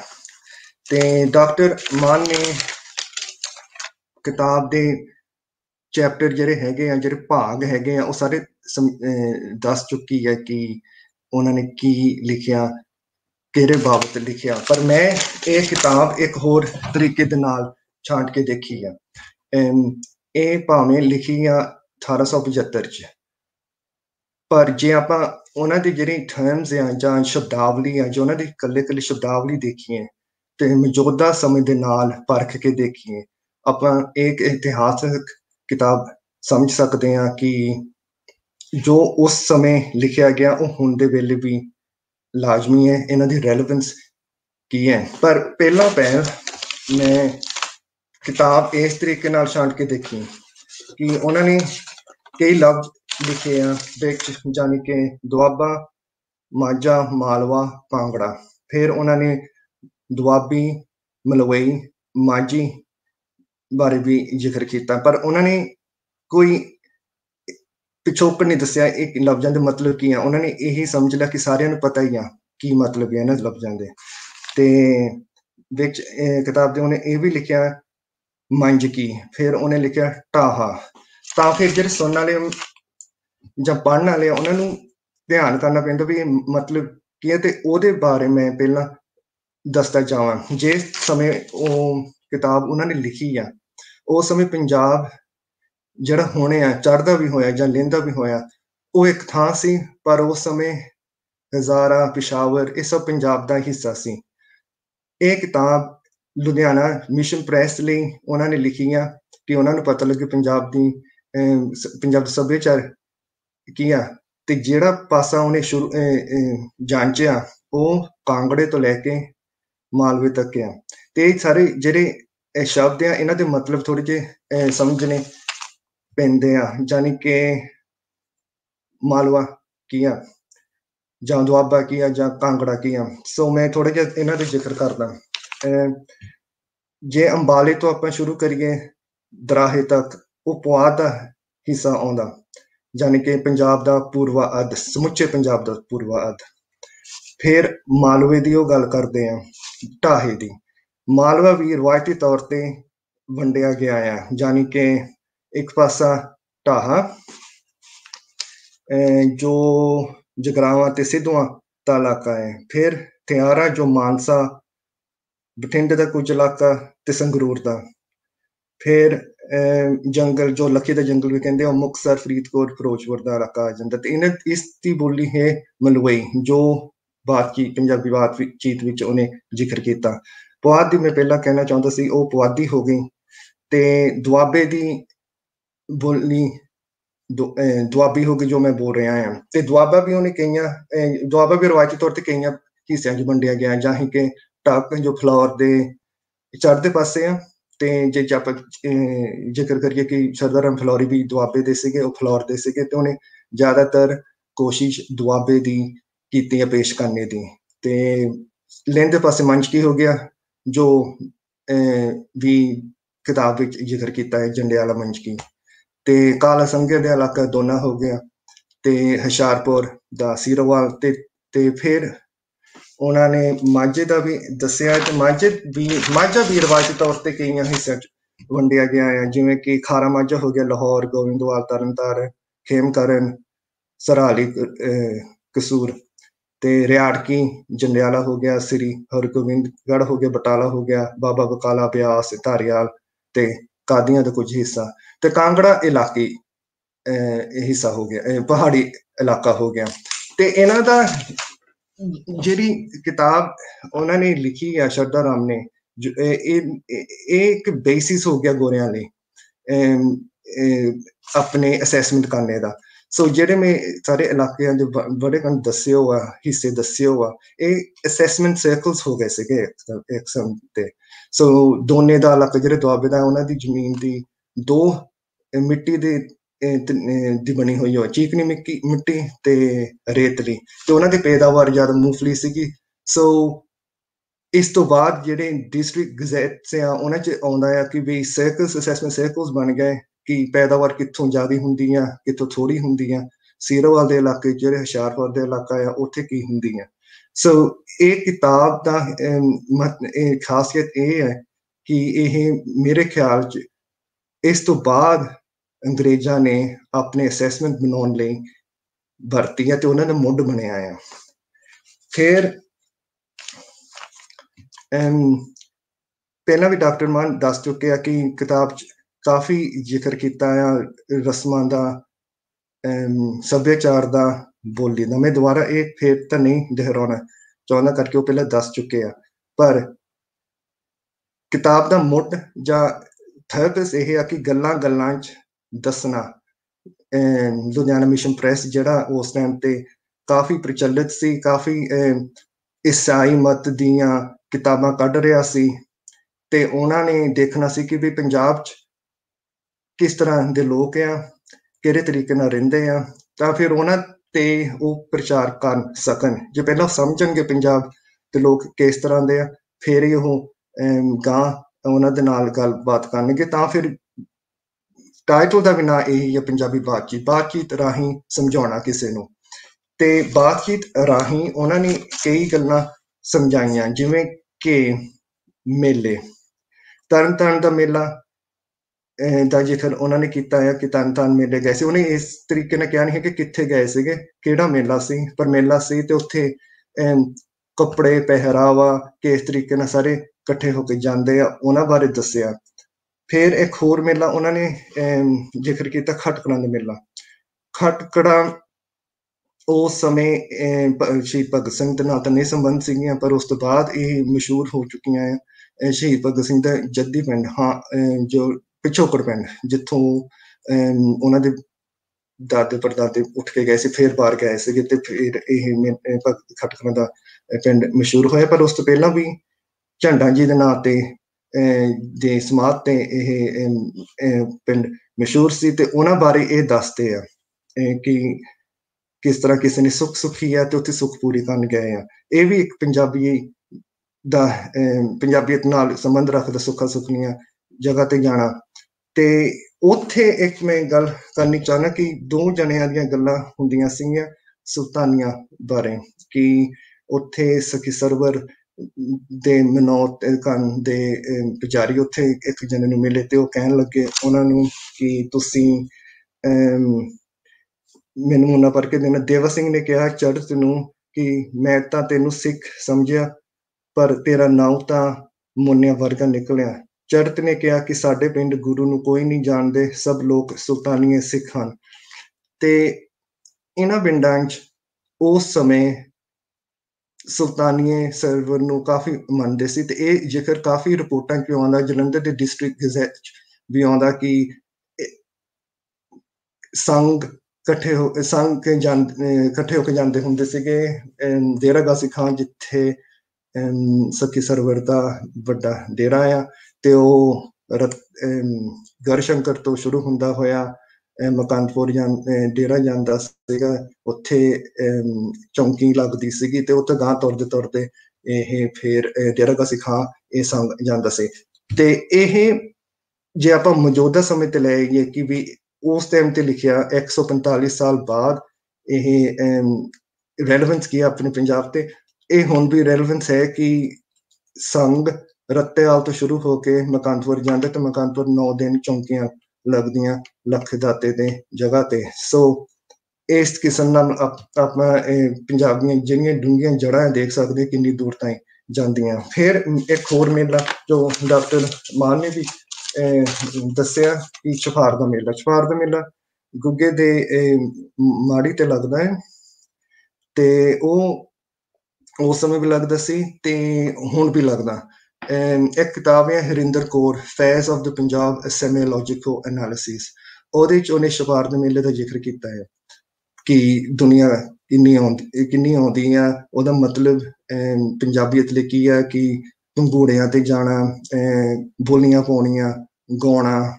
ਇਹ ਸਰਦਾਰ ਫਲੋਰੀ ਨੇ ਵੀ ਨਮੂਨਾ ਦਿੱਤਾ ਆ, ਦ੍ਰਿਸ਼ ਦਿੱਤਾ ਹੈ ਕਿ ਉਸ ਸਮੇਂ ਅਲਗੋਜੇ ਪੰਜਾਬੀ 'ਚ ਕਹਿ ਦਿੰਦੇ ਵੀ ਨਗੋਜੇ ਮੁੰਡੇ ਵਜਾਉਂਦੇ ਸੀ, ਬੋਲੀਆਂ ਪਾਉਂਦੇ ਸੀ, ਸਾਰੇ ਇਕੱਠੇ ਹੋ ਕੇ ਉੱਥੇ ਜਾਂਦੇ ਸੀ। ਤੇ ਹੁਣ ਦੇ ਦ੍ਰਿਸ਼ ਵਿੱਚ ਵੀ ਇਹ ਛਪਾਰ ਦਾ ਮੇਲਾ ਉਂਝ ਹੀ ਚੱਲਿਆ ਜਾਂਦਾ। ਤੇ ਉਸ ਸਮੇਂ 500 ਜਾਂ 700 ਜਣੇ ਛਪਾਰ ਦੇ ਮੇਲੇ ਤੇ ਇਕੱਠੇ ਹੋਏ ਸੀ। ਤੇ ਸਰਦਾਰ ਫਲੋਰੀ ਨੇ ਦੱਸਿਆ ਕਿ ਕੋਈ ਕਲੀਆਂ ਲਾਉਂਦਾ, ਕੋਈ ਬੇਨਤਾਂ ਗਾਉਂਦਾ, ਕੋਈ ਰਾਜੇ ਰਸਾਲੇ ਦੀ ਵਾਰ ਗਾਉਂਦਾ, ਜਾਂ ਹੀਰ ਰਾਂਝੇ ਸੱਸੀ ਪੰਨੂ ਗਾਉਣ ਦੀ ਫਰਮਾਇਸ਼ ਪਾਉਂਦਾ। ਕਿਸੇ ਨੇ ਕਿਹਾ ਅਸਾਂ ਹਾਂ ਰਾਜਾ, ਅਸਾਂ ਤਾਂ ਰਾਜਾ ਭਰਥਰੀ ਜਾਂ ਗੋਪੀ ਚੰਦ ਦੇ ਭੇਂਟ ਗਾਉਣੇ ਆ। ਤੇ ਇਹ ਹੁਣ ਵੀ ਜਾਰੀ ਹੈ। ਤੇ ਜੇ ਇਹ ਕਿਤਾਬ ਨੂੰ ਆਪਾਂ ਦੇਖੀਏ ਕਿ ਇਹ ਇਤਿਹਾਸਕ ਪੰਨਿਆਂ ਦੀ ਕਿਤਾਬ ਹੈ, ਜਿਹੜੇ ਆਪਾਂ ਕੰਟਰਾਸਟ ਕਰ ਸਕਦੇ ਹਾਂ ਉਸ ਸਮੇਂ ਦੀ ਤੇ ਹੁਣ ਦੇ ਸਮੇਂ ਨਾਲ। ਹੋਰ ਉਹਨਾਂ ਨੇ ਦੱਸਿਆ ਆ ਰਾਜ ਭਗਤੀ ਬਾਰੇ। ਇੱਕ ਕ੍ਰਿਟਿਸਿਜ਼ਮ ਕਹਿ ਲਓ ਸਰਦਾਰ ਫਲੋਰੀ ਦਾ ਕਿ ਉਹਨਾਂ ਨੇ ਪੱਖ ਕੀਤੀ ਹੈ ਤੇ ਹਕੂਮਤੀ, ਉਹਨਾਂ ਨੇ ਆਮ ਆਵਾਮ ਦੀ ਨਹੀਂ ਪੱਖ ਕੀਤੀ, ਉਹਨਾਂ ਨੇ ਹਕੂਮਤੀ ਪੱਖ ਕੀਤੀ ਹੈ। ਤੇ ਉਹਨਾਂ 'ਚ ਲਿਖਿਆ ਹੈ ਕਿ ਜਿਹੜੇ ਆਪਸ ਵਿੱਚ ਗੱਲਾਂ ਜਣੇ ਕਰਦੇ ਆ, ਕਹਿੰਦੇ ਆ ਕਿ ਸਰਕਾਰ, ਅੰਗਰੇਜ਼ਾਂ ਦੀ ਸਰਕਾਰ ਨੇ ਰੇਲ ਗੱਡੀਆਂ ਬਣਾਈਆਂ, ਨਹਿਰਾਂ ਕੱਢੀਆਂ, ਮਦਰਸੇ ਖੋਲੇ, ਤੇ ਉਹਨਾਂ ਨੇ ਬਹੁਤ ਚੰਗਿਆਈਆਂ ਕੀਤੀਆਂ। ਤੇ ਇਹ ਉਹਨਾਂ ਦੀ ਕ੍ਰਿਟਿਸਿਜ਼ਮ ਵੀ ਆ। ਪਰ ਜੇ ਆਪਾਂ ਸੋਚੀਏ ਜਿਸ ਸਮੇਂ ਇਹ ਕਿਤਾਬ ਲਿਖੀ ਗਈ ਸੀ ਉਦੋਂ ਥੋੜੇ ਸਾਲ ਪਹਿਲਾਂ ਹੀ 1857 'ਚ ਲੜਾਈਆਂ ਹੋਈਆਂ ਸੀ, ਜਿਹਨਾਂ ਨੂੰ ਆਪਾਂ ਇੰਡੀਅਨ ਮਿਊਟਨੀ ਕਹਿ ਦਿੰਦੇ ਆ। ਤੇ ਥੋੜੇ ਸਾਲ ਬਾਅਦ ਮੇਰੇ ਖਿਆਲ 'ਚ ਕਿਸੇ ਨੇ ਕਿਤਾਬ ਅੰਗਰੇਜ਼ਾਂ ਦੇ ਖਿਲਾਫ ਨਹੀਂ ਲਿਖਣੀ ਸੀ, ਤੇ ਇਸ ਕਰਕੇ ਉਹਨਾਂ ਨੇ ਉਹਨਾਂ ਦੀ ਸਲੋਤ ਕੀਤੀ ਆ। ਤੇ ਇੱਕ ਹੋਰ ਵਿਸ਼ਾ ਜਿਹੜਾ ਨਿਕਲਦਾ ਇਸ ਕਿਤਾਬ 'ਚੋਂ ਜਿਹੜਾ ਹੈਗਾ ਆ ਵਿਆਹਾਂ ਦੀਆਂ ਗੱਲਾਂ, ਤੇ ਡਾਕਟਰ ਮਾਨ ਨੇ ਵੀ ਪਹਿਲਾਂ ਕਿਹਾ ਕਿ ਬਹੁਤ ਬਰੀਕ ਢੰਗ ਦੇ ਨਾਲ ਉਹਨਾਂ ਨੇ ਦੱਸਿਆ ਆ ਕਿ ਮਾਝੇ ਤੇ ਦੁਆਬੇ 'ਚ ਵਿਆਹ ਕਿਸ ਤਰੀਕੇ ਨਾਲ ਹੁੰਦੇ ਆ। ਪਰ ਜੇ ਆਪਾਂ ਦੇਖੀਏ ਪੜਤੋਲੀਏ ਕਿ ਇਹ ਰਿਵਾਜ ਜੋ 145 ਸਾਲ ਪਹਿਲਾਂ ਕਾਇਮ ਸੀਗੇ ਹੁਣ ਵੀ ਕਾਇਮ ਆ, ਤੇ ਆਪਾਂ ਜੇ ਸਮਝੀਏ ਕਿ ਵਿਆਹ ਤੋਂ ਬਾਅਦ ਵੀ ਮਹੀਨਾ ਭਰ ਰਸਮ ਰਿਵਾਜ ਜਾਰੀ ਰਹਿੰਦੇ ਆ। ਦੂਸਰੇ ਦਿਨ ਧੀ ਜਵਾਈ ਪੇਕਿਆਂ ਨੂੰ ਆਉਂਦੇ ਆ, ਹਫ਼ਤੇ ਬਾਅਦ ਫਿਰ ਆਉਂਦੇ ਆ। ਇਹ ਸਭ ਮਕਲਾਵਾ ਤੇ ਰੋਜੇ ਦੇ ਰਸਮਾਂ 'ਚ ਜੜ ਆਪਾਂ ਦੇਖ ਸਕਦੇ ਹਾਂ ਕਿ ਉੱਥੋਂ ਇਹ ਰਿਵਾਜ ਚੱਲੇ ਆਉਂਦੇ ਆ। ਤੇ ਹੋਰ ਵੀ 4 ਗੋਤ, ਇੱਕ ਤੀਵੀਂ ਤੇ ਆਦਮੀ ਆਪਸ ਵਿੱਚ ਗੱਲ ਕਰ ਰਹੇ ਆ ਕਿ ਉਹਨੇ ਆਪਣੇ ਮੁੰਡੇ ਦਾ ਰਿਸ਼ਤਾ ਕਰਨਾ, ਤੇ ਇੱਕ ਜਣਾ ਆਪਣੇ ਭਰਨ ਨੂੰ ਸਮਝਾ ਰਿਹਾ ਕਿ ਅੰਗ ਨਹੀਂ ਰਲਣੇ ਚਾਹੀਦੇ। ਇਹਦਾ ਮਤਲਬ ਕਿ 4 ਗੋਤ ਨਹੀਂ ਰਲਣੇ ਚਾਹੀਦੇ। ਹੁਣ 4 ਗੋਤ ਤਾਂ ਇਸ ਸਮੇਂ ਤਾਂ ਨਹੀਂ ਕੋਈ ਵੀ ਛੱਡਦਾ, ਪਰ ਕਿਸ ਤਰ੍ਹਾਂ ਗੋਤ ਬਣਦੇ ਆ ਜਾਂ ਨਹੀਂ ਬਣਦੇ, ਇਹ ਵਿਚਾਰ ਵਟਾਂਦਰਾ ਅਜੇ ਵੀ ਕਾਇਮ ਆ, ਇੰਗਲੈਂਡ ਵਿੱਚ ਵੀ ਕਾਇਮ ਆ। ਹੋਰ ਉਹਨਾਂ ਨੇ ਜ਼ਿਕਰ ਕੀਤਾ ਆ ਤਿਉਹਾਰਾਂ ਦਾ। ਇੱਕ ਤਿਉਹਾਰ ਦਾ ਉਹਨੇ ਜ਼ਿਕਰ ਕੀਤਾ ਹੋਈ ਅਸ਼ਟਮੀ। ਇਹ ਤਿਉਹਾਰ ਜ਼ਿਆਦਾਤਰ ਮਾਵਾਂ, ਹਿੰਦੂ ਮਾਵਾਂ, ਪਰ ਉਸ ਸਮੇਂ ਸਿੱਖ ਮਾਵਾਂ ਵੀ ਰੱਖਦੀਆਂ ਸੀ ਆਪਣੇ ਪੁੱਤਰਾਂ ਦੀ ਭਲਾਈ ਵਾਸਤੇ, ਤੇ ਇਹ ਹੁਣ ਵੀ ਕਾਇਮ ਹੈ।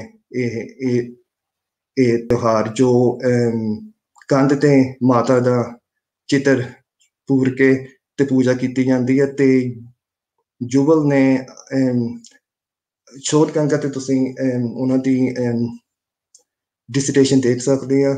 ਉਹਨਾਂ ਨੇ ਕਾਫੀ ਨਮੂਨੇ ਦਿੱਤੇ ਆ ਚੌਂਕ ਪੂਰਨੇ ਦੇ ਕੰਧ ਤੇ ਹੋਈ ਅਸ਼ਟਮੀ ਦੇ।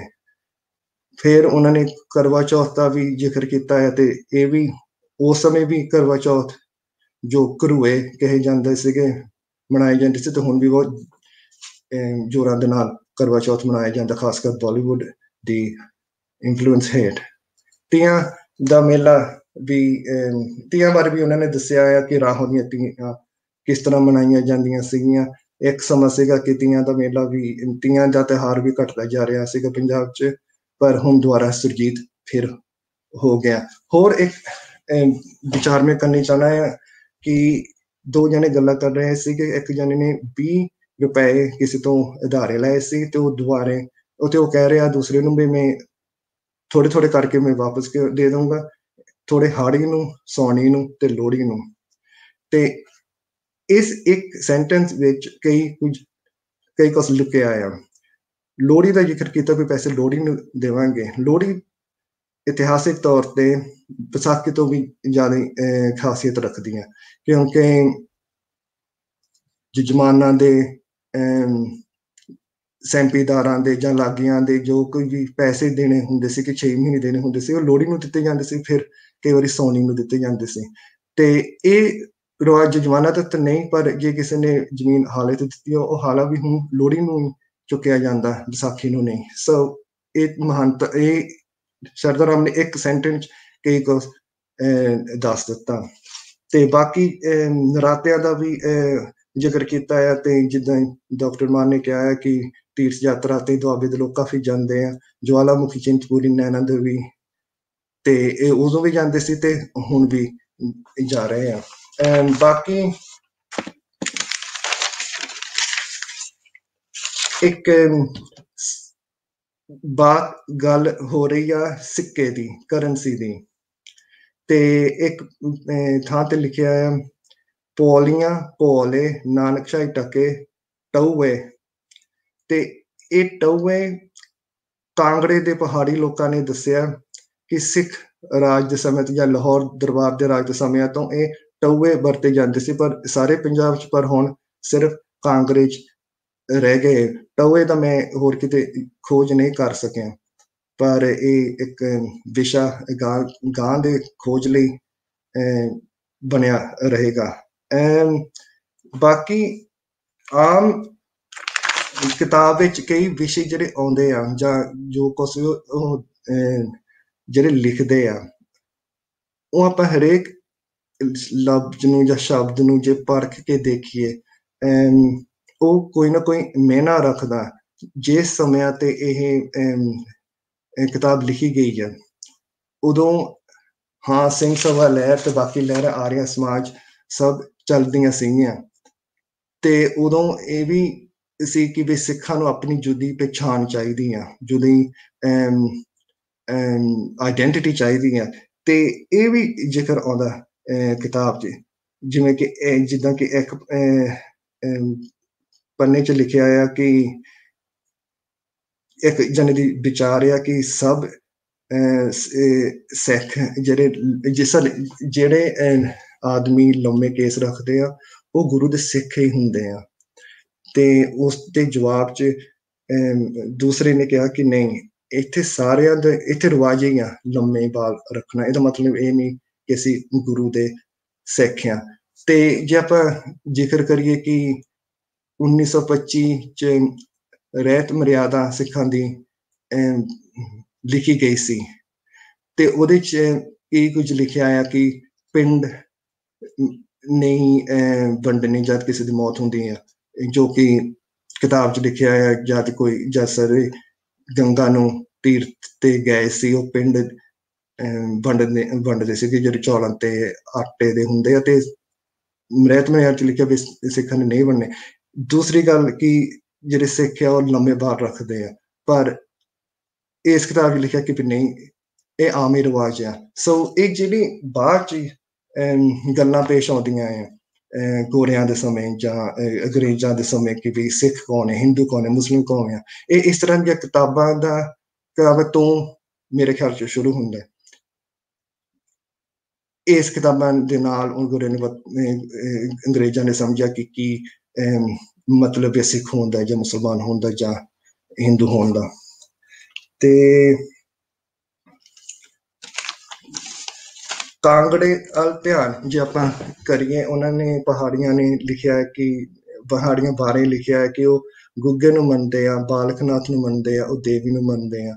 ਇਹ ਸਭ ਹੁਣ ਵੀ ਉਸੇ ਤਰ੍ਹਾਂ ਚਾਲੂ ਹੈ। ਰੌਨਜੀਵ ਨੇ ਕਿਤਾਬ ਲਿਖੀ ਹੈ ਸ਼ੈਵਿਜ਼ਮ ਇਨ ਦੀ ਡਾਇਸਪੋਰਾ। ਉਹਨਾਂ ਨੇ ਗਰਾਇਨ ਦੇ ਕੋਲ ਇੱਕ ਪਿੰਡ ਢੰਡਾ ਆ, ਉੱਥੇ ਜਾ ਕੇ ਖੋਜ ਕੀਤੀ ਆ ਕਿ ਵੀ ਜਿਹੜੇ ਪੰਜਾਬ ਦੇ ਲੋਕ ਆ ਹੋਰ ਕਿਹਨਾਂ ਨੂੰ ਮੰਨਦੇ ਆ, ਤੇ ਉਹਨਾਂ ਨੇ ਖਾਸ ਸਟੱਡੀ ਕੀਤੀ ਆ ਬਾਲਕ ਨਾਥ ਦੀ।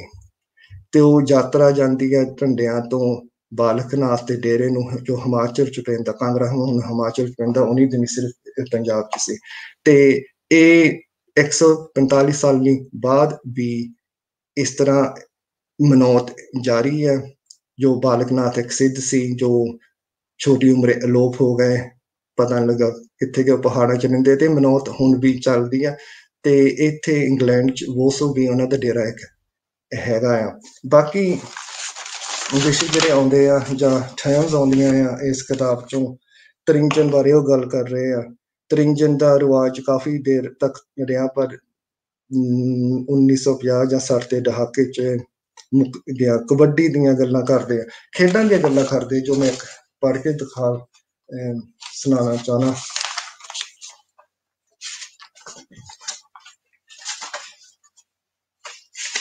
ਮੁੰਡਿਆਂ ਦੀਆਂ ਖੇਡਾਂ ਬਾਰੇ ਉਹਨੇ ਦੱਸਿਆ ਆ ਕਿ ਜਾਣੀ ਕਿ ਖੁੱਤੀ ਪਤਾਨ, ਤੇ ਇੱਕ ਹੋਰ ਨੇ ਕਿਹਾ ਕਿ ਬਿੱਲੀ ਕੁਆਂਗੜੇ। ਤੇ ਉਹਨਾਂ ਨੇ ਕਿਹਾ ਉਹ ਮੁੰਡਾ ਘਰੋਂ 2-3 ਡਲੇ ਗੋਲੂ ਦੇ ਲੈ ਆਇਆ, ਤਾਂ ਭੰਨ ਕੇ ਇੱਕ ਡਲੀ ਸਭਨਾਂ ਨੇ ਫੜ ਲਈ, ਔਰ 2 ਢੇਰਾਂ ਬਣ ਕੇ ਲੋਕਾਂ ਦੇ ਘਰੀ ਜਾ ਬੜੇ।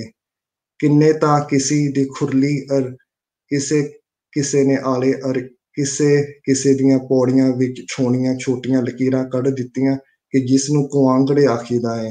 ਜਦ ਸਭ ਕੁਆਂਗੜੇ ਕੱਢ ਚੁੱਕੇ ਤਾਂ ਇੱਕ ਢਿਰ ਨੇ ਆ ਕੇ ਉੱਚੀ ਆਵਾਜ਼ ਨਾਲ ਕਿਹਾ, ਬਿੱਲ ਕੁਆਂਗੜੇ ਹੁਣ ਤੇ ਕੱਢੇ ਬਿਦਨੇ ਨਹੀਂ। ਇਹ ਸੁਣ ਕੇ ਸਭ ਕੱਢਣੇ ਤੇ ਬੰਦ ਹੋ ਗਏ।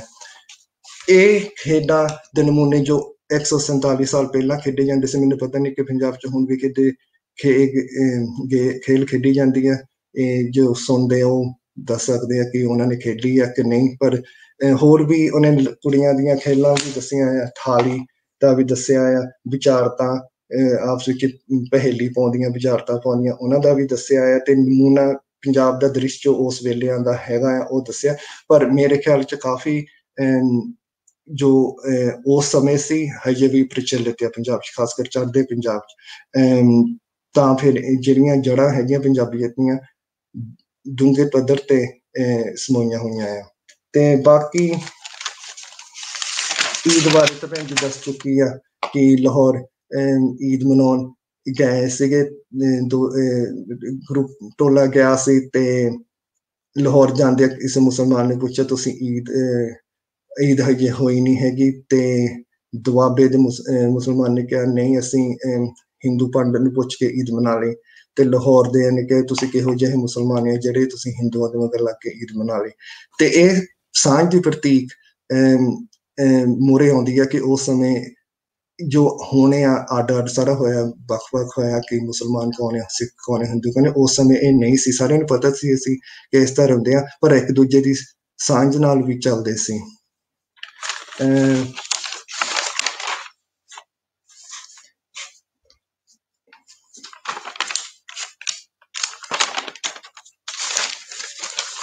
ਜੋ ਮੌਤ ਦੇ ਸਮੇਂ ਦੇ ਨਾਲ ਰੀਤਾਂ ਰਵਾਇਤਾਂ ਉਹਨਾਂ ਨੇ ਦੱਸੀਆਂ ਹੈ ਕਿ ਸਿਆਪਾ ਪਾਉਣਾ, ਕੀਰਨੇ ਪਾਉਣੇ। ਇਹ ਸਿਆਪਾ ਤੇ ਚਲੋ ਨਹੀਂ, ਪਰ ਕੀਰਨੇ ਪਾਉਣ ਦਾ ਰਿਵਾਜ ਬਾਹਰ ਪੰਜਾਬ ਤੋਂ ਬਾਹਰ ਤਾਂ ਇੰਨਾ ਨਹੀਂ ਚੱਲਦਾ ਹੁਣ, ਪਰ ਪੰਜਾਬ 'ਚ ਹਜੇ ਵੀ ਕਾਇਮ ਹੈ। ਤੇ ਕੀਰਨੇ ਜੋ ਐਲੋਨੀਆ ਵੀ ਕਹਿੰਦੇ ਆ, ਗੁਰੂ ਗ੍ਰੰਥ ਸਾਹਿਬ ਦੇ ਵਿੱਚ ਵੀ ਦਰਜ ਆ। ਤੇ ਇਹ ਵੀ ਇੱਕ ਹੋਰ ਟ੍ਰੈਡੀਸ਼ਨ ਆ ਜਿਹੜਾ ਹਜੇ ਵੀ ਜਾਰੀ ਆ। ਮਕਾਨ ਆਉਣੀ ਇਹ ਵੀ ਕੰਮ ਹਜੇ ਚੱਲਦੇ ਆ। ਸਰਾਧ ਵੀ ਆਮ ਲੋਕ ਮਨਾਉਂਦੇ ਆ ਇੰਡੀਆ 'ਚ ਵੀ ਤੇ ਬਾਹਰ ਵੀ, ਖਾਸ ਕਰ ਹਿੰਦੂ ਧਰਮ ਦੇ ਜਿਹਦੇ ਨਾਲ ਸੰਬੰਧ ਰੱਖਦੇ ਆ।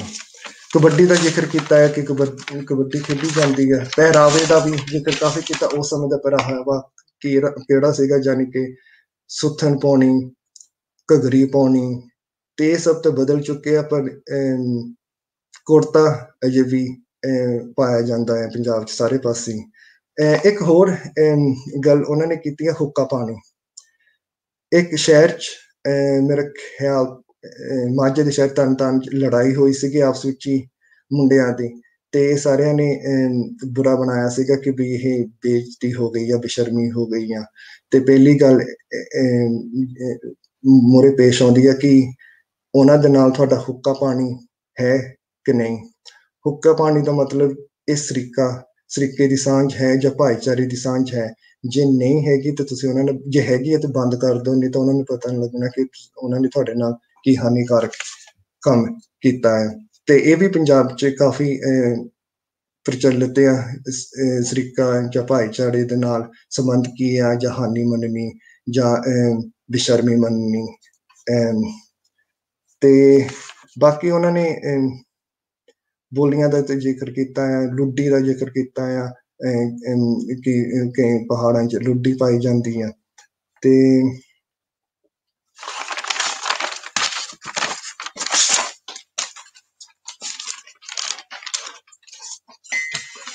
ਵਿਚਾਰ ਤਾਂ ਥੋੜੀਆਂ ਜਿਹੀਆਂ ਭੈਣ ਜੀ ਪਹਿਲਾਂ ਪੜ੍ਹ ਚੁੱਕੀ ਆ, ਪਰ ਮੈਂ ਇੱਕ ਦੋ ਹੋਰ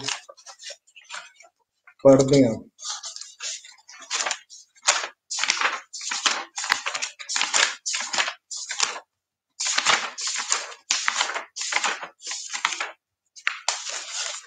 ਇੱਕ ਤਾਂ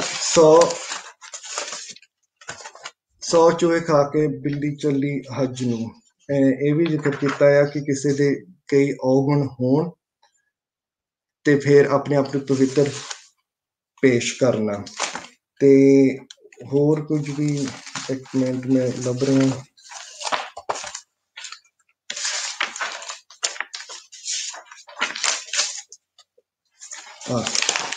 ਜ਼ਿਆਦਾਤਰ ਇਹ ਕਹਾਵੇ ਆ, ਮੁਹਾਵਰੇ ਆ, ਸਮਝ ਲਓ, ਜੋ ਪਹਿਲਾਂ ਕੱਤਰ ਕਰਕੇ।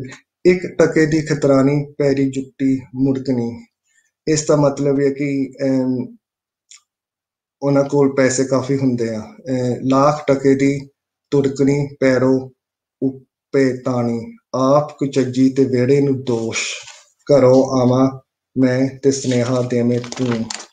ਵਿਚਾਰਤਾਂ ਵੀ ਉਹਨਾਂ ਨੇ ਲਿਖੀਆਂ ਆ। ਇਤਨੀ ਕੁ ਰਾਈ ਸਾਰੇ ਸ਼ਹਿਰ ਖਿੰਡਾਈ, ਜਾਣੀ ਕਿ ਅੱਗ, ਥੜੇ ਉੱਤੇ ਥੜਾ ਉੱਪਰ ਲਾਲ ਕਬੂਤਰ ਖੜਾ ਉੱਤਰ ਜਾਣੀ ਕਿ ਦੀਵਾ ਕਥਾ ਪਾਵਾ ਕਥੌਲੀ ਪਾਵਾ ਸੁਣ ਖਾਂ ਭਾਈ ਹਕੀਮਾ ਲੱਕੜੀਆਂ ਤੋਂ ਪਾਣੀ ਕੀਤਾ ਪਾਣੀਓ ਕੀਤਾ ਢੀਮਾ ਜਾਣੀ ਕਿ ਕਮਾਦੀ ਦਾ ਗੰਨਾ। ਇਸ ਸੰਬੰਧ ਵਿੱਚ ਖੇਤੀਬਾੜੀ ਬਾਰੇ ਵੀ ਉਹਨਾਂ ਨੇ ਜ਼ਿਕਰ ਕੀਤਾ ਹੈ ਜਾਣੀ ਕਿ ਜੋ ਉਸ ਸਮੇਂ ਸਿੰਜਾਈ ਦੇ ਸਾਧਨ ਸੀਗੇ। ਇੱਕ ਲਫ਼ਜ਼ ਉਹਨੇ ਵਰਤੇ ਸਿਰਫ ਇੱਕ ਲਫ਼ਜ਼ ਕਿਹਾ ਉਹਨੇ ਝਾੜਸ ਝਾੜਸ ਜੋ ਦੁਆਬੇ 'ਚ ਬੋਕ ਵੀ ਕਹਿ ਦਿੰਦੇ ਆ। ਇਹ ਉਸ ਸਮੇਂ ਬਲਦਾਂ ਦੇ ਨਾਲ ਪਾਣੀ ਖੂਹਾਂ ਚੋਂ ਕੱਢਿਆ ਜਾਂਦਾ ਸੀ ਤੇ ਬੋਕ ਚ ਪਾਇਆ ਜਾਂਦਾ ਸੀ। ਉਹ ਚੰਮ ਦਾ ਬਣਿਆ ਹੁੰਦਾ ਸੀ ਤੇ ਉਹਦੇ ਵਿੱਚ ਪਾਣੀ ਇਕੱਠਾ ਕਰਕੇ ਫਿਰ ਇੱਕ ਪਾਸੇ ਰੱਖਣਾ ਤੇ ਉਹਦੇ ਨਾਲ ਖੇਤਾਂ ਨੂੰ ਪਾਣੀ ਦਿੱਤਾ ਜਾਂਦਾ ਸੀ। ਹਰਕੇਸ਼ ਕੈਲ ਨੇ ਬੜੀ ਸੋਹਣੇ ਢੰਗ ਦੇ ਨਾਲ ਇਹਦੇ ਬਾਰੇ ਦੱਸਿਆ ਆ ਆਪਣੀ ਕਿਤਾਬ ਅਲੋਪ ਹੋ ਰਿਹਾ ਪੰਜਾਬੀ ਵਿਰਸਾ ਕਿ ਬੋਕ ਜਾਂ ਝਾੜਸ ਕੀ ਹੁੰਦਾ, ਪੈਲੀ ਲੈਣੀ ਜਾਣੀ ਕਿ ਰੈਂਟ ਲੈਣਾ, ਹਲ ਲੈਣਾ ਇਹ ਕੀ ਹੁੰਦਾ, ਜਾਂ ਪੈਲੀ ਬਣਨੀ ਕਿੰਨਾ ਨਫਾ ਹੁੰਦਾ ਖੇਤੀ ਦੇ ਪੈਦਾਵਾਰ ਚੋਂ ਜਾਂ ਵੇਚਣ ਚੋਂ। ਇਹ ਵੀ ਉਹਨਾਂ ਨੇ ਜ਼ਿਕਰ ਕੀਤਾ ਆ। ਫਿਰ ਉਹਨਾਂ ਨੇ ਜ਼ਿਕਰ ਕੀਤਾ ਜੋ ਜਾਨਵਰਾਂ ਬਾਰੇ ਵੀ ਦੱਸਿਆ ਆ। ਭੈਣ ਜੀ ਪਹਿਲਾਂ ਪੜ੍ਹ ਚੁੱਕੇ ਆ ਕੁੱਤਾ ਭੌਂਕਦਾ ਹੈ ਤੇ ਇਹਦਾ ਮਤਲਬ ਇਹ ਹੁੰਦਾ ਕਿ ਪੰਜਾਬੀ ਸੱਭਿਆਚਾਰ ਜ਼ਿਆਦਾ ਖੇਤੀਬਾੜੀ ਆ, ਪਿੰਡਾਂ 'ਚ ਰਹਿਣ ਵਾਲਾ ਉਸ ਸਮੇਂ ਤੇ ਹੁਣ ਵੀ ਤੇ ਉਹਨਾਂ ਦੀ ਮੋਹ ਪਿਆਰ ਜਾਨਵਰਾਂ ਦੇ ਨਾਲ ਜਾਂ ਜੱਟਾਂ ਦਾ ਬੋਲਦਾ ਨਾਲ ਇਹ ਵੀ ਜ਼ਿਕਰ ਕੀਤਾ ਹੈ ਕਿ ਹੈਗੇ ਤੇ ਉਹਨੇ ਸਾਰੇ ਤਰੀਕੇ ਆਪਣੇ ਤਰੀਕੇ ਦੇ ਨਾਲ ਪੰਜਾਬ ਦਾ ਦ੍ਰਿਸ਼ ਮੂਹਰੇ ਪੇਸ਼ ਕੀਤਾ ਆ ਕਿ ਅੰਗਰੇਜ਼ਾਂ ਨੂੰ ਪਤਾ ਲੱਗੇ ਕਿ ਪੰਜਾਬ ਕਿਸ ਤਰ੍ਹਾਂ ਦੇ ਰਹਿੰਦੇ ਆ, ਕਿਸ ਤਰ੍ਹਾਂ ਦੇ ਇਲਾਕੇ ਆ, ਕਿਸ ਤਰ੍ਹਾਂ ਦਾ ਸੱਭਿਆਚਾਰ ਆ। ਮੈਂ ਦੁਬਾਰਾ ਤਾਂ ਨਹੀਂ ਉਹਨਾਂ ਦੇ ਜੀਵਨ ਬਾਰੇ ਦੱਸਣਾ ਚਾਹੁੰਦਾ ਕਰਕੇ ਪਹਿਲਾਂ ਡਾਕਟਰ ਮਾਨ ਦੱਸ ਚੁੱਕੇ ਆ, ਪਰ ਸ਼ਰਧਾ ਰਾਮ ਫਲੋਰ 'ਚ ਪੈਦਾ ਹੋਏ ਸੀ। ਉਹਨਾਂ ਨੇ ਪਹਿਲੀ ਪਹਿਲ ਕਹਿ ਦਿੱਤਾ ਕਿ ਜ਼ਿਆਦਾਤਰ ਉਹ ਦੁਆਬੇ ਬਾਰੇ ਲਿਖਣਾ ਚਾਹੁੰਦੇ ਆ ਤੇ ਜੀਵਨ ਸਿੰਘ ਨੇ ਜਿਹੜੀ ਇਹ ਕਿਤਾਬ ਬਾਰੇ ਵਿਚਾਰਧਾਰਾ ਦਿੱਤੀ ਆ 1994 'ਚ ਇਹ ਲਿਖਿਆ ਕਿ ਲੇਖਕ ਦੁਆਬੇ ਦਾ ਰਹਿਣ ਵਾਲਾ ਹੈ ਤੇ ਦੁਆਬੀ ਨੂੰ ਹੀ ਉਸਨੇ ਆਪਣੇ ਵਿਚਾਰ ਪ੍ਰਗਟਾਂ ਕੇ ਮਾਧਿਅਮ ਵਜੋਂ ਵਰਤਿਆ ਹੈ।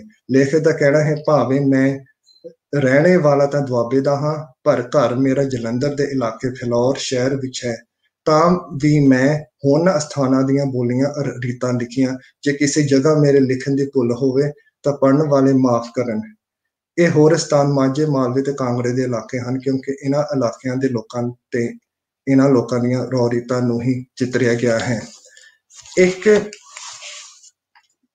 ਕ੍ਰਿਟਿਸਿਜ਼ਮ ਕਹਿ ਲਓ ਸ਼ਰਧਾ ਰਾਮ ਦਾ ਜੋ ਵਿਚਾਰਧਾਰਾ ਵਿੱਚ ਵੀ ਲਿਖਿਆ ਹੈ ਕਿ ਉਹ ਇਤਿਹਾਸ ਤੇ ਜਿਓਗ੍ਰਾਫੀ ਦਾ ਬਾਰੇ ਸੂਝਵਾਨ ਨਹੀਂ ਸੀ। ਉਹਨਾਂ ਨੇ ਕੋਈ ਖਾਸ ਮੁਲਾਕਾਤ ਨਹੀਂ ਦੱਸੀ ਹੈ ਕਿ ਮਾਝਾ ਕਿੱਥੇ ਤੇ ਮਾਲਵਾ ਕਿੱਥੇ ਤੇ ਬੋਲੀਆਂ ਕੀ ਆ, ਤੇ ਦੁਆਬੀ ਬਾਰੇ ਉਹਨੇ ਲਿਖਿਆ ਜ਼ਰੂਰ ਆ ਜਾਂ ਦੁਆਬੀ ਵਿੱਚ ਲਿਖਿਆ ਜ਼ਰੂਰ ਆ, ਪਰ ਪੂਰੀ ਤਰ੍ਹਾਂ ਉਹਨਾਂ ਨੇ ਦੁਆਬੀ ਬੋਲੀ ਦੀ ਪੇਸ਼ੀ ਨਹੀਂ ਕੀਤੀ ਤੇ ਇੱਕ ਆਮ ਘਾਟ ਹੈਗਾ ਆ ਪੰਜਾਬੀ ਸਟੱਡੀਜ਼ ਦਾ ਕਰਕੇ ਦੁਆਬੀ ਦੀ ਬੋਲੀ ਜਿਵੇਂ ਆਪ ਕਿਤਾਬ 'ਚ ਨਹੀਂ ਹੈਗੇ, ਜਿਵੇਂ ਆਪ ਐਗਜ਼ਾਮਪਲ ਮਿਸਾਲ ਦੇ ਦਿਆਂ ਕਿ ਮਾਝੇ 'ਚ ਵਿੱਚ ਕਹਿੰਦੇ ਆ, ਦੁਆਬੀ 'ਚ ਵਾਵਾ ਅਲੋਪ ਹੋ ਜਾਂਦਾ, ਉਹਦੇ 'ਚ ਵਿੱਚ ਕਹਿੰਦੇ ਆ। ਮਾਝੇ 'ਚ ਖਿੱਚ ਕਹਿਣਾ ਤੇ ਦੁਆਬੀ 'ਚ ਖਿੱਚ ਕਹਿਣਾ, ਮਾਝੇ 'ਚ ਢਡਵਾਲ ਕਹਿਣਾ ਤੇ ਮੇਰਾ ਕੋਲ ਢਡਵਾਲ ਆ। ਅਸੀਂ ਵਾਵੇ W ਦੇ ਨਾਲ ਵਾਵਾ ਚੇਂਜ ਕਰ ਲੈਂਦੇ ਹਾਂ ਤੇ ਇਹ ਥੋੜੀ ਜਿਹੀ ਘਾਟ ਹਰੇਕ ਕਿਤਾਬ ਜੋ ਦੁਆਬੀ ਬਾਰੇ ਲਿਖਦੇ ਆ ਜੋ ਇਹ ਜ਼ਿਕਰ ਚੰਗੀ ਤਰ੍ਹਾਂ ਕੀਤਾ ਨਹੀਂ ਜਾਂਦਾ ਤੇ ਦੁਆਬੇ ਬਾਰੇ ਕਿਤਾਬਾਂ ਘੱਟ ਆ। ਇੱਕ ਹੋਰ ਮੈਂ ਦੇਖੀ ਆ ਡਾਕਟਰ ਕਰਮਜੀਤ ਸਿੰਘ ਨੇ ਲਿਖਿਆ ਦੇਸ ਦੁਆਬਾ, ਉਹਦੇ 'ਚ ਵੀ ਇਹ ਖੋਜ ਧੁਨੀਆਂ ਦੀ ਖੋਜ ਚੰਗੀ ਤਰ੍ਹਾਂ ਮੂਹਰੇ ਪੇਸ਼ ਨਹੀਂ ਕੀਤੀ, ਪਰ ਫਿਰ ਵੀ ਇਹ ਦੁਆਬੇ ਬਾਰੇ ਦੱਸਦੇ ਆ ਤੇ ਦੁਆਬੇ ਦੀ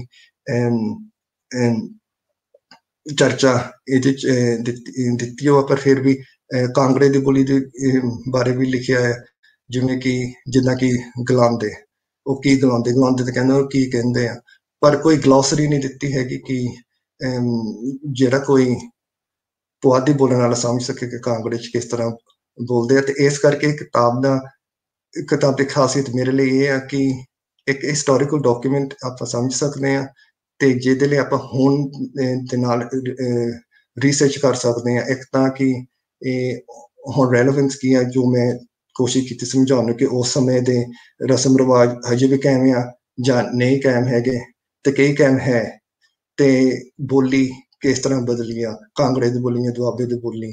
ਕਈ ਲਫ਼ਜ਼ ਇਹਨਾਂ 'ਚ ਇਹਨੇ ਲਿਖਿਆ ਜਿੱਦਾਂ ਕਿ ਅਰ ਬਹੁਤ ਘੱਟ ਕਹਿੰਦੇ, ਸਾਰੇ ਤੇ ਕਹਿ ਦਿੰਦੇ ਆ। ਤੇ ਇਹ ਕੰਪੈਰੀਜ਼ਨ ਆਪਾਂ ਕਰ ਸਕਦੇ ਹਾਂ ਕਿ ਕਿਸ ਤਰ੍ਹਾਂ ਪੰਜਾਬ ਬਦਲਿਆ ਆ, ਕਿਸ ਤਰ੍ਹਾਂ ਬੋਲੀ ਬਦਲੀ ਆ। ਪਰ ਆਮ ਜਿਹੜੀ ਗੱਲ ਸਰਦਾਰ ਫਲੋਰੀ ਦੀ ਹੈ ਕਿ ਇਹਦੀ ਇੰਪੋਰਟੈਂਸ ਇਹ ਵੀ ਆ ਕਿ ਇਹਨਾਂ ਨੇ ਮਾਡਰਨ ਲਿਟਰੇਚਰ ਸਥਾਪਿਤ ਕੀਤਾ।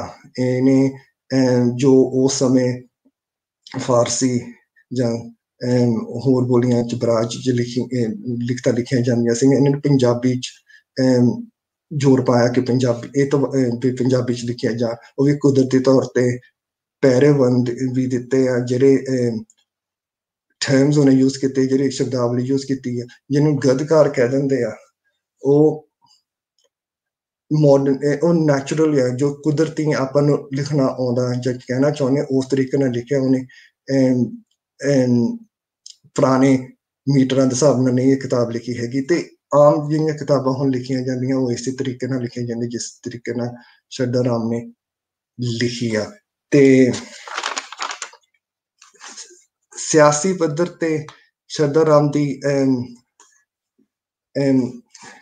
ਖਾਸੀਅਤ ਕਹਿ ਲਓ ਜਾਂ ਸੰਬੰਧ ਕਹਿ ਲਓ, ਮੇਰੇ ਖਿਆਲ 'ਚ 1875 'ਚ ਇਹਨੇ ਕਿਤਾਬ ਮੁਕੰਮਲ ਕੀਤੀ। ਉਦੋਂ ਇਹਨੂੰ ਇਨਾਮ ਵੀ ਮਿਲਿਆ ਇਸ ਕਿਤਾਬ ਦਾ, ਲੁਧਿਆਣਾ ਮਿਸ਼ਨ ਪ੍ਰੈਸ ਤੋਂ ਮੇਰਾ ਖਿਆਲ ਇਹਨੂੰ ਇਨਾਮ ਮਿਲਿਆ ਤੇ ਜਾਂ ਸਰਕਾਰ ਤੋਂ। ਤੇ ਇਹ ਕਿਤਾਬ ਉਸ ਅਫਸਰ ਵੀ ਪੜ੍ਹਦੇ ਸੀ, ਤੇ ਉਹਨਾਂ ਨੇ ਜੋ ਗਿਆਨ ਲਿਆ ਪੰਜਾਬ ਬਾਰੇ, ਮੇਰਾ ਖਿਆਲ ਇਸ ਕਿਤਾਬ ਦਾ ਤੋਂ ਪਹਿਲ ਲਿਆ। ਹੋਰ ਕਿਤਾਬਾਂ ਉਸ ਟਾਈਮ ਤੇ ਸੀਗੀਆਂ, ਪਰ ਮੇਰਾ ਖਿਆਲ ਇਹ ਇਹਦਾ ਕਾਫੀ ਯੋਗਦਾਨ ਪਿਆ। ਤੇ ਇਹਦਾ ਬਾਅਦ 'ਚ ਵੀ ਅਸਰ ਪਿਆ, ਜੋ ਜਿਸ ਤਰੀਕੇ ਨਾਲ ਅੰਗਰੇਜ਼ ਨੇ ਪੰਜਾਬ ਬਾਰੇ ਸੋਚਿਆ ਜਾਂ ਪੰਜਾਬ ਬਾਰੇ ਲਿਖਿਆ। ਤੇ ਜੇ ਕੰਪੈਰੀਜ਼ਨ ਕਰ ਲਓ, ਜਲੰਧਰ ਦਾ ਡਿਸਟ੍ਰਿਕਟ ਗਜ਼ਟ ਜਿਹੜਾ ਆ ਉਹ 1904 'ਚ ਛਪਿਆ ਗਿਆ। ਉਹਦੇ 'ਚ ਥੋੜੀ ਜਿਹੜੀ ਥੀਮਸ ਆ ਉਹ ਇਸ ਕਿਤਾਬ ਨਾਲ ਰਲਦੇ ਜੁਲਦੇ ਆ। ਜੋ ਕੁਛ ਉਹਨਾਂ ਨੇ ਲਿਖਿਆ ਜਾਂ ਮੇਲੇ ਬਾਰੇ ਲਿਖਿਆ ਜਾਂ ਰਸਮ ਰਿਵਾਜਾਂ ਬਾਰੇ ਲਿਖਿਆ, ਉਹ ਇਸ ਦੇ ਨਾਲ ਰਲਦੇ ਜੁਲਦੇ ਆ। ਤੇ ਮੇਰਾ ਖਿਆਲ ਇਹ ਮੋਢੇ ਆ ਸਬਸਕੁਐਂਟ ਜਿਹੜੀਆਂ ਕਿਤਾਬਾਂ ਲਿਖੀਆਂ ਗਈਆਂ ਵੀ ਪੰਜਾਬ ਬਾਰੇ ਕਿਸ ਤਰੀਕੇ ਨਾਲ ਲਿਖਣਾ। ਤੇ ਆਪਾਂ ਇਹ ਵੀ ਦੇਖ ਸਕਦੇ ਹਾਂ, ਜਿਹੜੇ ਪੱਕਾ ਮੱਝ ਜਿਹਨੂੰ ਕਹਿ ਦਿੰਦੇ ਕਈ ਵਾਰੀ ਲਿਖਤੀ ਧਰਮ, ਸਿੱਖ, ਹਿੰਦੂ, ਮੁਸਲਮਾਨ, ਕ੍ਰਿਸਚਨ, ਤੇ ਕੱਚਾ ਧਰਮ ਉਸ ਟਾਈਮ ਤੇ ਕੱਚਾ ਧਰਮ ਕਹਿੰਦੇ, ਜਿਹੜੇ ਲੋਕ ਧਰਮ ਆ, ਉਹਦੇ ਜਿਹੜੇ ਮਤਭੇਦ ਹੁੰਦੀ ਆ, ਇਹ ਕਿਤਾਬ ਦੇ ਵਿੱਚ ਵੀ ਮਤਭੇਦ ਦਿੱਤੀ ਆ ਕਿ ਵਿਅਕਤੀਆਂ ਨੇ ਕਹਿੰਦਾ ਤੁਸੀਂ ਛਪਾਰ ਦੇ ਮੇਲੇ ਤੇ ਕੀ ਕਰਨ ਜਾਣਾ, ਤੁਸੀਂ ਜਾਓ ਤਾਂ ਬਠਿੰਡੇ ਦੇ ਮੁਕਤਸਰ ਮੇਲੇ ਜਾਓ, ਜਾਂ ਬਠਿੰਡੇ ਦੇ ਮੇਲੇ 'ਚ ਬਾਲਾ ਜਾਣਾ ਆ ਤੇ ਰੋਸ਼ਨੀ ਦੇ ਮੇਲੇ ਜਾਓ। ਮੁਕਤਸਰ ਤੇ ਦਮਦਮਾ ਸਾਹਿਬ ਤੇ ਮੁਕਤਸਰ ਦੇ ਮੇਲੇ, ਇਹ ਨਿਰੋਲ ਸਿੱਖ ਮੇਲੇ ਆ। ਤੇ ਹਰਿੰਦਰ ਕੌਰ ਨੇ ਆਪਣੀ ਕਿਤਾਬ ਫੈਜ਼ ਆਫ ਦ ਪੰਜਾਬ 'ਚ ਲਿਖਿਆ ਕਿ ਪਹਿਲੋਂ ਪਹਿਲ ਮੁਕਤਸਰ ਦੇ ਮੇਲੇ ਨੱਚਣ ਗਾਉਣ ਵੀ ਹੁੰਦਾ ਸੀ, ਪਰ ਗੁਰਦੁਆਰਿਆਂ ਦੇ ਅਸਰ ਹੇਠ ਉਹ ਬੰਦ ਕੀਤਾ ਗਿਆ। ਤੇ ਉਹ ਨਿਰੋਲ ਸਿੱਖਾਂ ਦੇ ਮੇਲੇ ਦੇ ਤੌਰ ਤੇ ਪੇਸ਼ ਕੀਤਾ। ਪਰ ਜਿਹੜਾ ਛਪਾਰ ਦਾ ਮੇਲਾ ਆ, ਇਹ ਸਾਂਝੇਵਾਲ ਤੇ ਪੰਜਾਬੀਅਤ ਦੇ ਤੌਰ ਤੇ ਮਨਾਇਆ ਜਾਂਦਾ, ਜਿਵੇਂ ਕਿ ਗੁੱਗਾ ਆ, ਇਹ ਹਿੰਦੂ ਵੀ ਜਾਂਦੇ, ਮੁਸਲਮਾਨ ਵੀ ਜਾਂਦੇ, ਈਸਾਈ ਵੀ ਜਾਂਦੇ ਆ, ਚੜ੍ਹਦੇ ਪੰਜਾਬ ਦੀ ਮਨੌਤ ਹੁੰਦੀ ਹੈ, ਲਹਿੰਦੇ ਵੀ ਹੁੰਦੀ ਹੈ। ਤੇ ਇਹ ਜਿਹੜੀ ਮਤਭੇਦ ਹੁੰਦੀ ਆ, ਇਹ ਹੌਲੀ ਹੌਲੀ ਵੱਧਦੀ ਗਈ ਆ।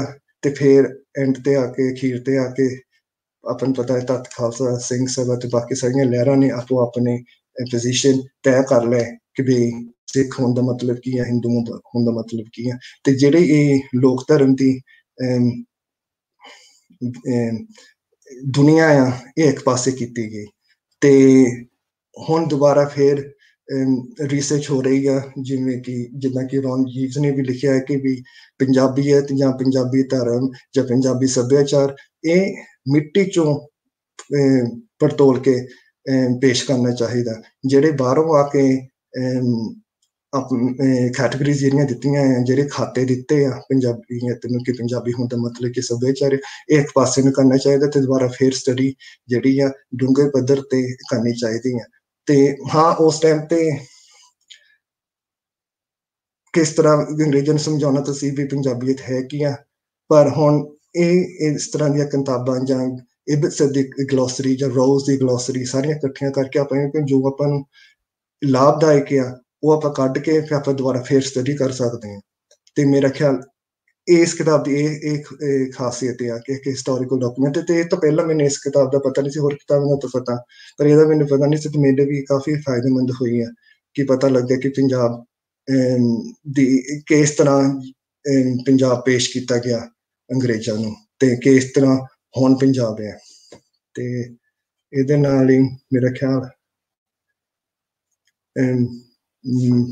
ਪ੍ਰੈਜੈਂਟੇਸ਼ਨ ਬੰਦ ਹੁੰਦੀ ਹੈ। ਜੀ ਸਰ, ਬਹੁਤ ਸ਼ੁਕਰੀਆ। ਕੁਛ ਸਵਾਲ ਸਾਡੇ ਕੋਲ ਮੌਜੂਦ ਨੇ। ਜਿਹੜਾ ਇੱਕ ਸਵਾਲ ਤੇ ਮੈਂ ਤੁਹਾਡੇ ਨਾਲ ਕਰਾਂਗਾ, ਡਾਕਟਰ ਸਾਹਿਬਾਨ ਨਾਲ ਵੀ ਕੋਈ ਸਵਾਲ ਜ਼ਰੂਰ ਕਰਾਂਗੇ। ਇੱਕ ਹਰਦੀਪ ਸਿੰਘ ਨੇ ਸਾਡੇ ਨਾਲ, ਉਹਨਾਂ ਦਾ ਕੁਐਸਚਨ ਹੈ ਕਿ ਜਿਹੜਾ ਇਹ ਕਿਤਾਬ ਸੀ, is this book by Florey written in Persian script? ਨਾ, ਇਹ ਪੰਜਾਬੀ ਚ ਲਿਖੀ ਆ। ਸਕ੍ਰਿਪਟ ਕਿਹੜਾ? ਸੌਰੀ, ਗੁਰਮੁਖੀ ਚ ਲਿਖੀ ਹੋਆ। ਠੀਕ। ਤੇ ਇਹਦੇ ਹਵਾਲੇ ਨਾਲ ਮੈਂ ਡਾਕਟਰ ਚਰਨਜੀਤ ਹੋਰਾਂ ਕੋਲੋਂ ਪੁੱਛਾਂਗਾ। ਜੀ ਡਾਕਟਰ ਸਾਹਿਬਾ। ਹਾਂਜੀ ਸਰ, ਹਾਂਜੀ ਬੋਲੋ। ਹਾਂਜੀ, ਪ੍ਰੋਫੈਸਰ ਸੁਖਦੇਵ ਸੋਹਲ ਹੋਰਾਂ ਵੱਲੋਂ ਇੱਕ ਕੁਐਸਚਨ ਸੀ ਕਿ ਕੋਈ ਰਿਐਕਸ਼ਨ ਤੁਸੀਂ ਵੇਖਦੇ ਹੋ ਜਦੋਂ ਸ਼ਰਦਾ ਰਾਮ ਫਲੋਰੀ ਦੀ ਕਿਤਾਬ ਜਿਹੜੀ ਹੈ ਉਹਨੂੰ ਛਾਪਿਆ ਜਾਂਦਾ, ਪਬਲਿਕ ਕੀਤਾ ਜਾਂਦਾ? ਰਿਐਕਸ਼ਨ ਤਾਂ ਕੋਈ ਨੈਚੁਰਲੀ ਆ ਕਿ ਉਹਨਾਂ ਦੀਆਂ ਗੱਲਾਂ ਬਾਤਾਂ ਤੋਂ ਅਸੀਂ ਦੇਖਦੇ ਹਾਂ ਕਿ ਉਹ ਅੰਗਰੇਜ਼ੀ ਰਾਜ ਦੀਆਂ ਕੁਝ ਥਾਂ ਤੇ ਸਿਫਤਾਂ ਵੀ ਕਰਦੇ ਆ ਤੇ ਉਹਨਾਂ ਦਾ ਵਿਰੋਧ ਵੀ ਕਰਦੇ ਆ। ਜਿਸ ਤਰ੍ਹਾਂ ਸ਼ੀਂਹ ਤੇ ਬੱਕਰੀ ਇੱਕੇ ਥਾਂ ਪਾਣੀ ਪੀਂਦੇ ਨੇ, ਇਹ ਅਸੀਂ ਕਹਿ ਸਕਦੇ ਹਾਂ ਕਿ ਮਹਾਰਾਜਾ ਰਣਜੀਤ ਸਿੰਘ ਵਾਲਾ ਰਾਜ ਨਾ ਤੁਸੀਂ ਸਮਝੋ ਹੁਣ ਅੰਗਰੇਜ਼ਾਂ ਦਾ ਰਾਜ ਹੈ। ਉਹਨਾਂ ਦੇ ਵਿੱਚ ਖਾਸ ਕਿਸਮ ਦੀ ਕੁਝ ਖਲਬਲੀ ਤਾਂ ਹੈਗੀ, ਪਰ ਉਹ ਦੱਸ ਨਹੀਂ ਰਹੇ, ਪ੍ਰੋਪਰ ਜਿਹੜਾ ਉਹ ਪੇਸ਼ ਨਹੀਂ ਕਰਦੇ। ਜੀ, ਇੱਕ ਸਵਾਲ ਸਾਡੇ ਕੋਲ ਇੱਥੇ ਜਿਹੜਾ ਹੈ ਉਹ ਇਹ ਕਿ ਸ਼ਰਦਾ ਰਾਮ ਫਲੋਰੀ ਨੂੰ ਹੀ ਕਿਉਂ ਚੁਣਿਆ ਗਿਆ? ਇਹ ਕਿਤਾਬ ਉਹਦੀ ਹੀ ਕਿਉਂ? ਹੋਰ ਉਦੋਂ ਜਿਹੜੇ ਉਹਦੇ ਕੰਟੈਂਪਰੇਰੀ ਸਨ ਕਾਫੀ ਸਾਰੇ, ਉਹਨਾਂ ਨੂੰ ਕਿਉਂ ਨਹੀਂ ਇਹ ਟਾਸਕ ਮਿਲਿਆ, ਜਾਂ ਇਹਦੇ ਚ ਕੀ ਐਸੀ ਗੱਲ ਸੀ? ਹਾਂ ਸਰ, ਇਹਦੇ ਪਿੱਛੇ ਮੈਨੂੰ ਇਸ ਤਰ੍ਹਾਂ ਲੱਗਦਾ ਕਿ ਸ਼ਰਦਾ ਰਾਮ ਫਲੋਰੀ ਉਸ ਇਲਾਕੇ ਦੇ ਵਿੱਚ, ਜਿਸ ਤਰ੍ਹਾਂ ਮੈਂ ਕਿਹਾ ਕਿ ਲੁਧਿਆਣਾ 14-15 ਕਿਲੋਮੀਟਰ ਦੂਰ ਆ ਤੇ ਈਸਾਈਆਂ ਦਾ ਉੱਥੇ ਗੜ ਸੀ ਤੇ ਇਹਦਾ ਕਥਾ ਕਰਨ ਦਾ ਕੰਮ ਸੀ ਤੇ ਕਥਾ ਕਰਨ ਵਜੋਂ ਇਹ ਕਾਫੀ ਪਪੂਲਰ ਸੀ। ਤੇ ਇਹ ਨਿਊਟਨ ਸਾਹਿਬ ਨੂੰ ਮਿਲਿਆ ਵੀ, ਤੇ ਨਿਊਟਨ ਸਾਹਿਬ ਨੂੰ ਇਹਨਾਂ ਨੇ ਪੰਜਾਬ ਦੀ ਸਾਰੀ ਸਥਿਤੀ ਬਾਰੇ ਜਾਂ ਮਾਝੇ ਮਾਲਵੇ ਦੁਆਬੇ ਬਾਰੇ ਜਿਹੜਾ ਸੀ ਉਹ ਦੱਸਿਆ ਸੀ। ਤੇ ਮਤਲਬ ਉਹਨਾਂ ਨੂੰ ਇੱਕ ਕਿਸਮ ਦਾ ਉਹਨਾਂ ਨੇ ਆਪਣੇ ਕਨਵਿੰਸ ਕਰ ਲਿਆ ਸੀ ਕਿ ਇਹ ਵਿਅਕਤੀ ਜਿਹੜਾ ਵਾ ਉਹ ਸਾਡੇ ਕੰਮ ਆ ਸਕਦਾ ਹੈ। ਮੈਨੂੰ ਤਾਂ ਇਸ ਤਰ੍ਹਾਂ ਹੀ ਲੱਗਦਾ ਸਰ ਵੀ ਘੱਟੋ ਘੱਟ ਵੀ ਇਹ ਵਿਅਕਤੀ ਸਾਡੀਆਂ ਜੋ ਮਦਦ ਕਰ ਸਕਦਾ ਹੈ, ਕੋਈ ਦੂਸਰਾ ਹੋਰ ਵਿਅਕਤੀ ਨਹੀਂ ਕਰ ਸਕਦਾ।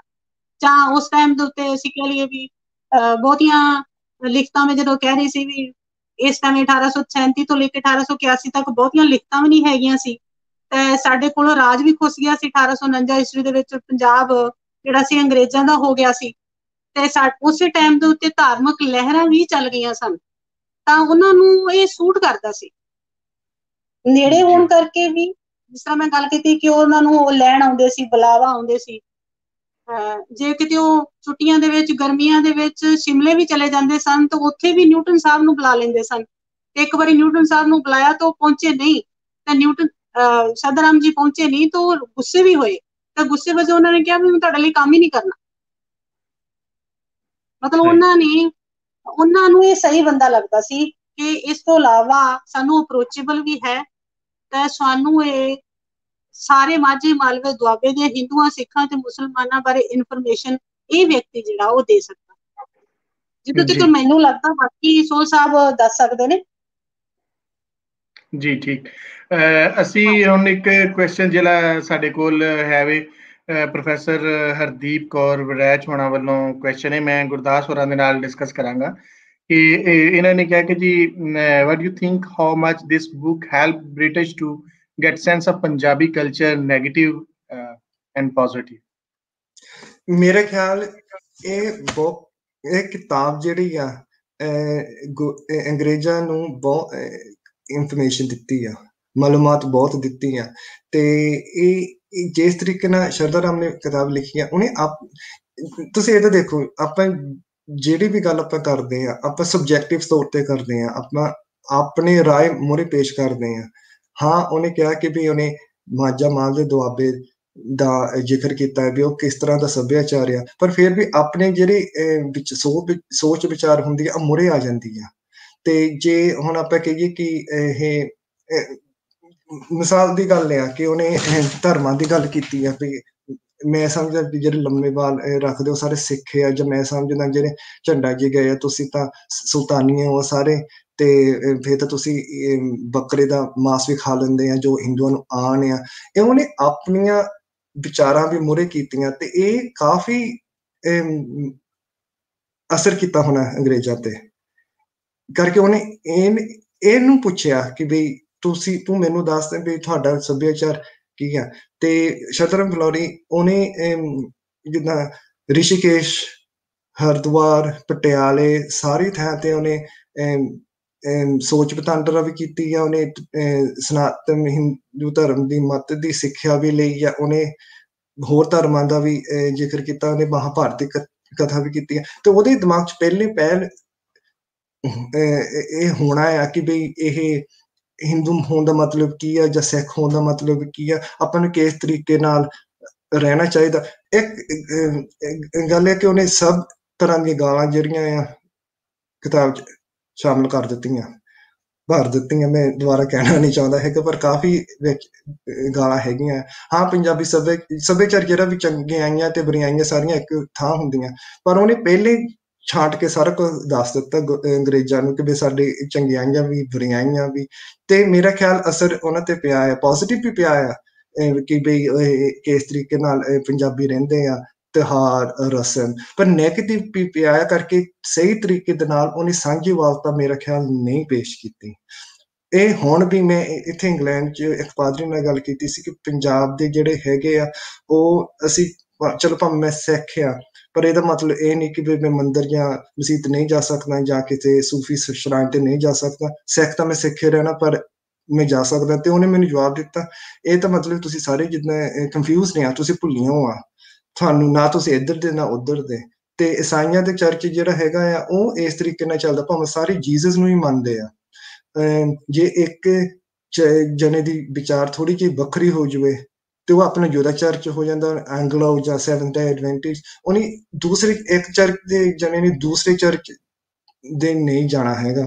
ਤੇ ਪੰਜਾਬ 'ਚ ਨਹੀਂ ਹੈਗਾ, ਹੁਣ ਵੀ ਨਹੀਂ ਹੈਗਾ। ਮੇਰੇ ਕੋਲ ਕਿਤਾਬਾਂ ਕਾਫੀ ਪਈਆਂ ਜਿਹੜੀਆਂ ਮੈਂ ਕੱਢ ਕੇ ਰੱਖੀਆਂ ਆ ਕਿ ਭਾਵੇਂ ਆਇਡੈਂਟਿਟੀ ਸਾਰਿਆਂ ਨੂੰ ਜਾਣ ਪਛਾਣ ਆਪਣੀ ਪੂਰੀ ਤਰ੍ਹਾਂ ਹੈਗੀ ਆ ਕਿ ਅਸੀਂ ਕਿਸ ਧਰਮ ਦੇ ਨਾਲ ਸੰਬੰਧ ਰੱਖਦੇ ਹਾਂ, ਪਰ ਫਿਰ ਵੀ ਉਹ ਰਿਸਪੈਕਟ ਜਾਂ ਆਦਰ ਮਾਨ ਜਾਂ ਮਨੌਤ ਹੋਰ ਥਾਂ ਤੇ ਵੀ ਹੈਗੀ ਆ। ਇਹ ਸਿਰਫ ਇੰਡੀਆ ਜਾਂ ਪਾਕਿਸਤਾਨ ਜਾਂ ਸਾਊਥ ਏਸ਼ੀਆ ਜਾਂ ਪੰਜਾਬੀ ਦੇ ਨਾਲ ਇਹ ਗੂੜਾ ਸੰਬੰਧ ਆ ਤੇ ਇਹ ਪੇਸ਼ ਨਹੀਂ ਕੀਤਾ ਹੈਗਾ। ਇਹ ਡਿਵੀਜ਼ਨ ਖਾਤੇ ਜੁਦੇ ਖਾਤੇ ਪੇਸ਼ ਕੀਤੇ ਆ, ਸਾਂਝ ਨਹੀਂ ਕੀਤੀ ਹੈਗੀ। ਤੇ ਮੇਰਾ ਖਿਆਲ ਇਹ ਅਸਰ ਕਾਫੀ ਪਿਆ ਆ। ਜੀ, ਇੱਕ ਕੁਐਸਚਨ ਮੈਂ ਪ੍ਰੋਫੈਸਰ ਚਰਨਜੀਤ ਕੌਰ ਹੋਰਾਂ ਦੇ ਨਾਲ ਡਿਸਕਸ ਕਰਾਂਗਾ। ਕੁਐਸਚਨ ਇਹ ਕਿ ਉਹਨਾਂ ਨੇ ਇਸ ਕਿਤਾਬ ਦੇ ਵਿੱਚ ਹਿੰਦੂ ਕਮਿਊਨਿਟੀ ਦੇ ਬਾਰੇ ਕੀ ਕਿਹਾ, ਕੋਈ ਉਹਨਾਂ ਨੇ ਕੋਈ ਅਬਿਊਜ਼ਿਵ ਲੈਂਗੁਏਜ ਹਿੰਦੂਆਂ ਬਾਰੇ ਵੀ ਇਹਦੇ ਵਿੱਚ ਦੱਸੀ? ਨਹੀਂ ਸਰ, ਕੋਈ ਨਹੀਂ ਇਸ ਤਰ੍ਹਾਂ ਦਾ ਕੋਈ ਨਹੀਂ। ਮਤਲਬ ਉਹਨਾਂ ਨੇ ਖਾਸ ਤੌਰ ਤੇ ਉਹਨਾਂ ਦੀ ਜਿਹੜੀ ਬੋਲੀ ਹੈਗੀ ਆ ਮਾਝੇ ਮਾਲਵੇ ਦੁਆਬੇ ਦੇ ਲੋਕਾਂ ਦੀ ਬੋਲੀ ਜਿਹੜੀ ਹੈਗੀ, ਕਿਸੇ ਕਮਿਊਨਿਟੀ ਬਾਰੇ ਕੋਈ ਖਾਸ, ਜਿਸ ਤਰ੍ਹਾਂ ਹਿੰਦੂਆਂ ਬਾਰੇ, ਸਿੱਖਾਂ ਬਾਰੇ, ਮੁਸਲਮਾਨਾਂ ਬਾਰੇ ਕੋਈ ਖਾਸ ਗੱਲ ਨਹੀਂ ਇਸ ਤਰ੍ਹਾਂ ਦੀ ਕਹੀ ਹੋਈ ਜਿੱਥੋਂ ਸਾਨੂੰ ਪਤਾ ਲੱਗਦਾ ਹੋ। ਬਸ ਉਹਨਾਂ ਦੀ ਇੱਕ ਬੋਲੀ ਦੇ ਉੱਤੇ ਉਹਨਾਂ ਦੀ ਚੁਲਬੁਲੀ, ਗੜਕਵੀਂ ਬੋਲੀ, ਸ਼ੋਖ ਬੋਲੀ, ਛਣਕ ਦੀ ਟਣਕਾ ਕੇ, ਜਿਸ ਤਰ੍ਹਾਂ ਆਪਾਂ ਭਾਂਡਾ ਟਣਕਾ ਕੇ ਲਈਦਾ, ਵੀ ਬੋਲਦਾ ਵੀ ਆ ਕਿ ਨਹੀਂ ਆ, ਇਸੇ ਤਰ੍ਹਾਂ ਹੀ ਉਹ ਬੋਲੀ ਪੇਸ਼ ਜਿਹੜਾ ਉਹ ਜੀ। ਠੀਕ ਜੀ।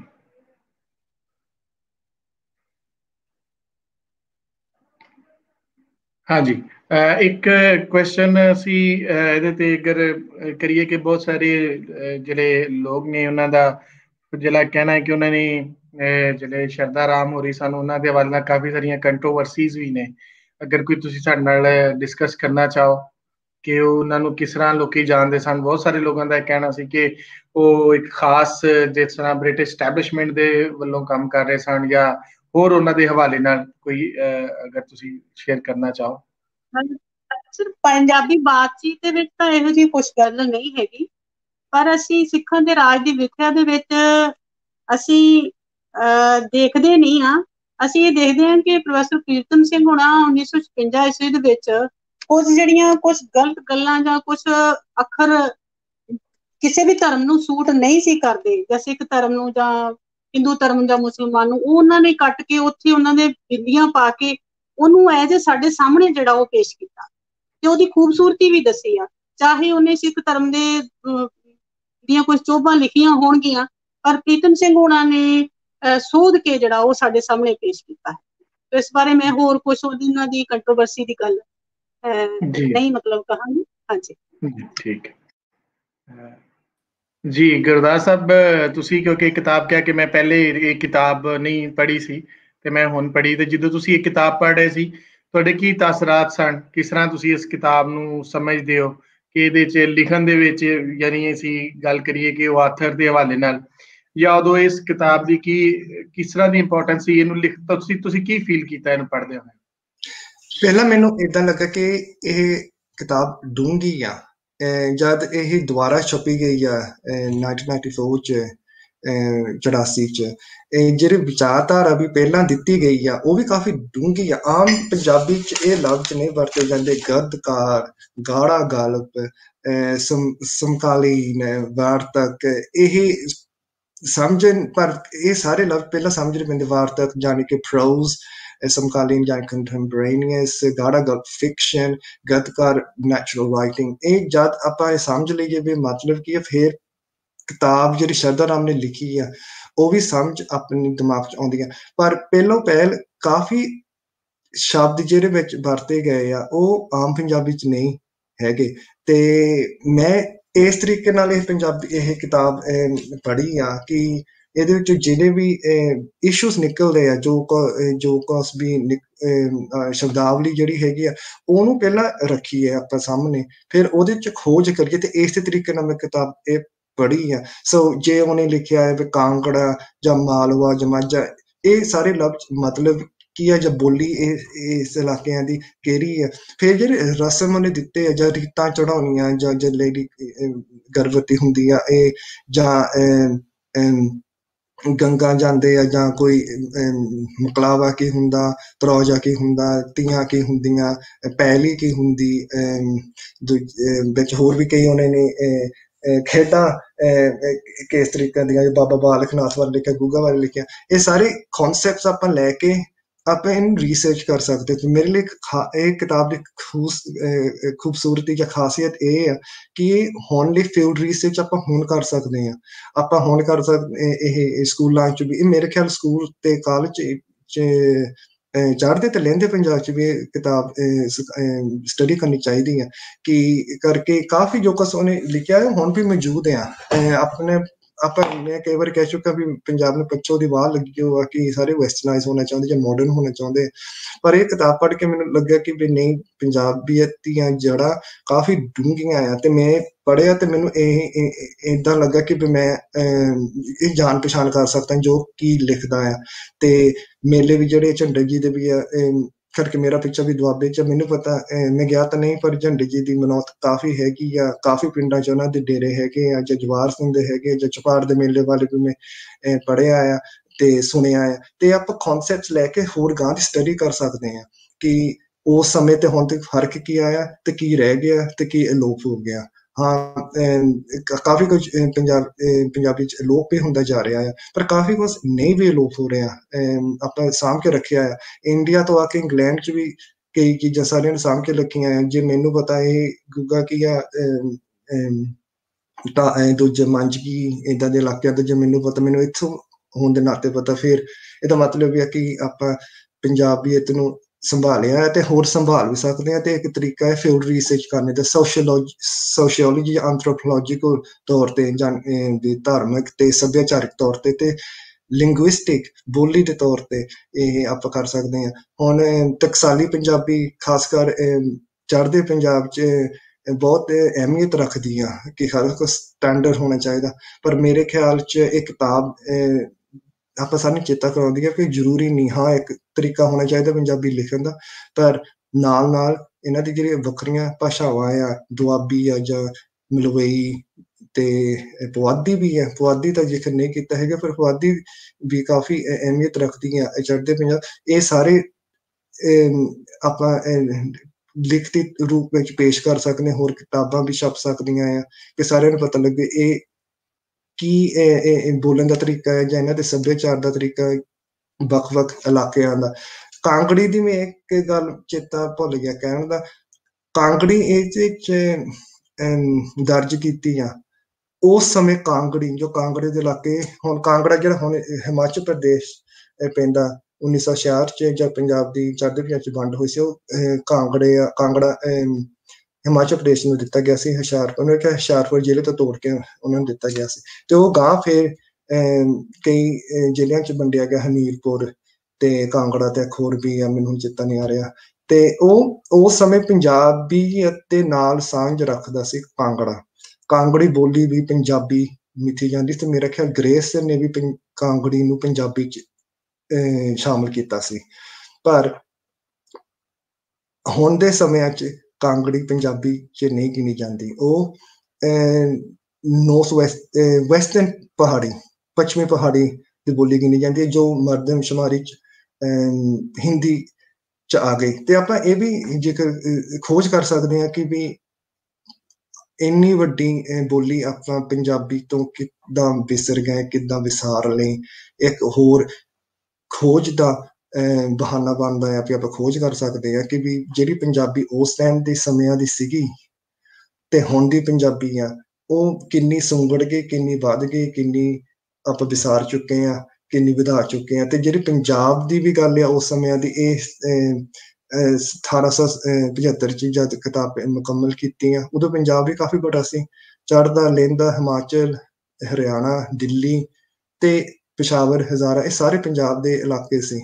ਤੇ ਆਪਾਂ ਇੱਕ ਕਨਸੈਪਟ ਦੇਖ ਸਕਦੇ ਹਾਂ ਕਿ ਜਦ ਆਪਾਂ ਆਨਲਾਈਨ ਵੀ ਪੰਜਾਬ ਜਾਂ ਪੰਜਾਬੀਅਤ ਬਾਰੇ ਗੱਲ ਕਰਦੇ ਹਾਂ ਕਿ ਪੰਜਾਬੀਅਤ ਸਿਰਫ ਚੜ੍ਹਦੇ ਤੇ ਇੰਡੀਆ ਦੇ ਸਟੇਟ ਦੀ ਤੇ ਪਾਕਿਸਤਾਨ ਦੇ ਸਟੇਟ ਦੀ ਪੰਜਾਬ ਦੀ ਗੱਲ ਕਰਦੇ ਹਾਂ ਕਿ ਆਪਾਂ ਹਿਮਾਚਲ, ਹਰਿਆਣਾ, ਹਜ਼ਾਰਾ, ਪਿਸ਼ਾਵਰ ਤੇ ਇੱਕ ਸਮੇਂ ਮੀਰਪੁਰ ਜੋ ਜੰਮੂ ਚ ਪੈਂਦਾ, ਉਹ ਵੀ ਪੰਜਾਬ ਦੇ ਨਾਲ ਲਾਂਝਾ ਰੱਖਦੇ ਸੀ। ਆਪਾਂ ਉਹਨੂੰ ਵੀ ਵਿੱਚ ਰਲਾ ਸਕਦੇ ਹਾਂ। ਸੋ ਇਹਦੇ ਚੋਂ ਆਪਾਂ ਇੱਕ ਇਹਨੂੰ ਇਤਿਹਾਸਿਕ ਪੰਨੇ ਇਹਨਾਂ ਨੂੰ ਕਹਿ ਸਕਦੇ ਹਾਂ, ਇਤਿਹਾਸਕ ਵਰਕੇ ਆ ਜਿਹੜੇ ਆਪਾਂ ਲੈ ਸਕਦੇ ਹਾਂ, ਕਰਕੇ ਹਰੇਕ ਪੈਰੇ ਚ ਕੁਛ ਨਾ ਕੁਛ ਉਹਨੇ ਲਿਖਿਆ ਆ। ਅੰਗਰੇਜ਼ਾਂ ਬਾਰੇ ਲਿਖਿਆ ਜਾਂ ਪੰਜਾਬੀਆਂ ਬਾਰੇ ਲਿਖਿਆ ਜਾਂ ਬੋਲੀ ਬਾਰੇ ਲਿਖਿਆ, ਤੇ ਆਪਾਂ ਸਟੱਡੀ ਨਾ ਕਰ ਸਕਦੇ, ਖੋਜ ਹੁਣ ਕਰ ਸਕਦੇ ਹਾਂ ਕਿੱਦਾਂ ਬਦਲਿਆ ਤੇ ਕਿੱਦਾਂ ਰਹਿ ਗਿਆ।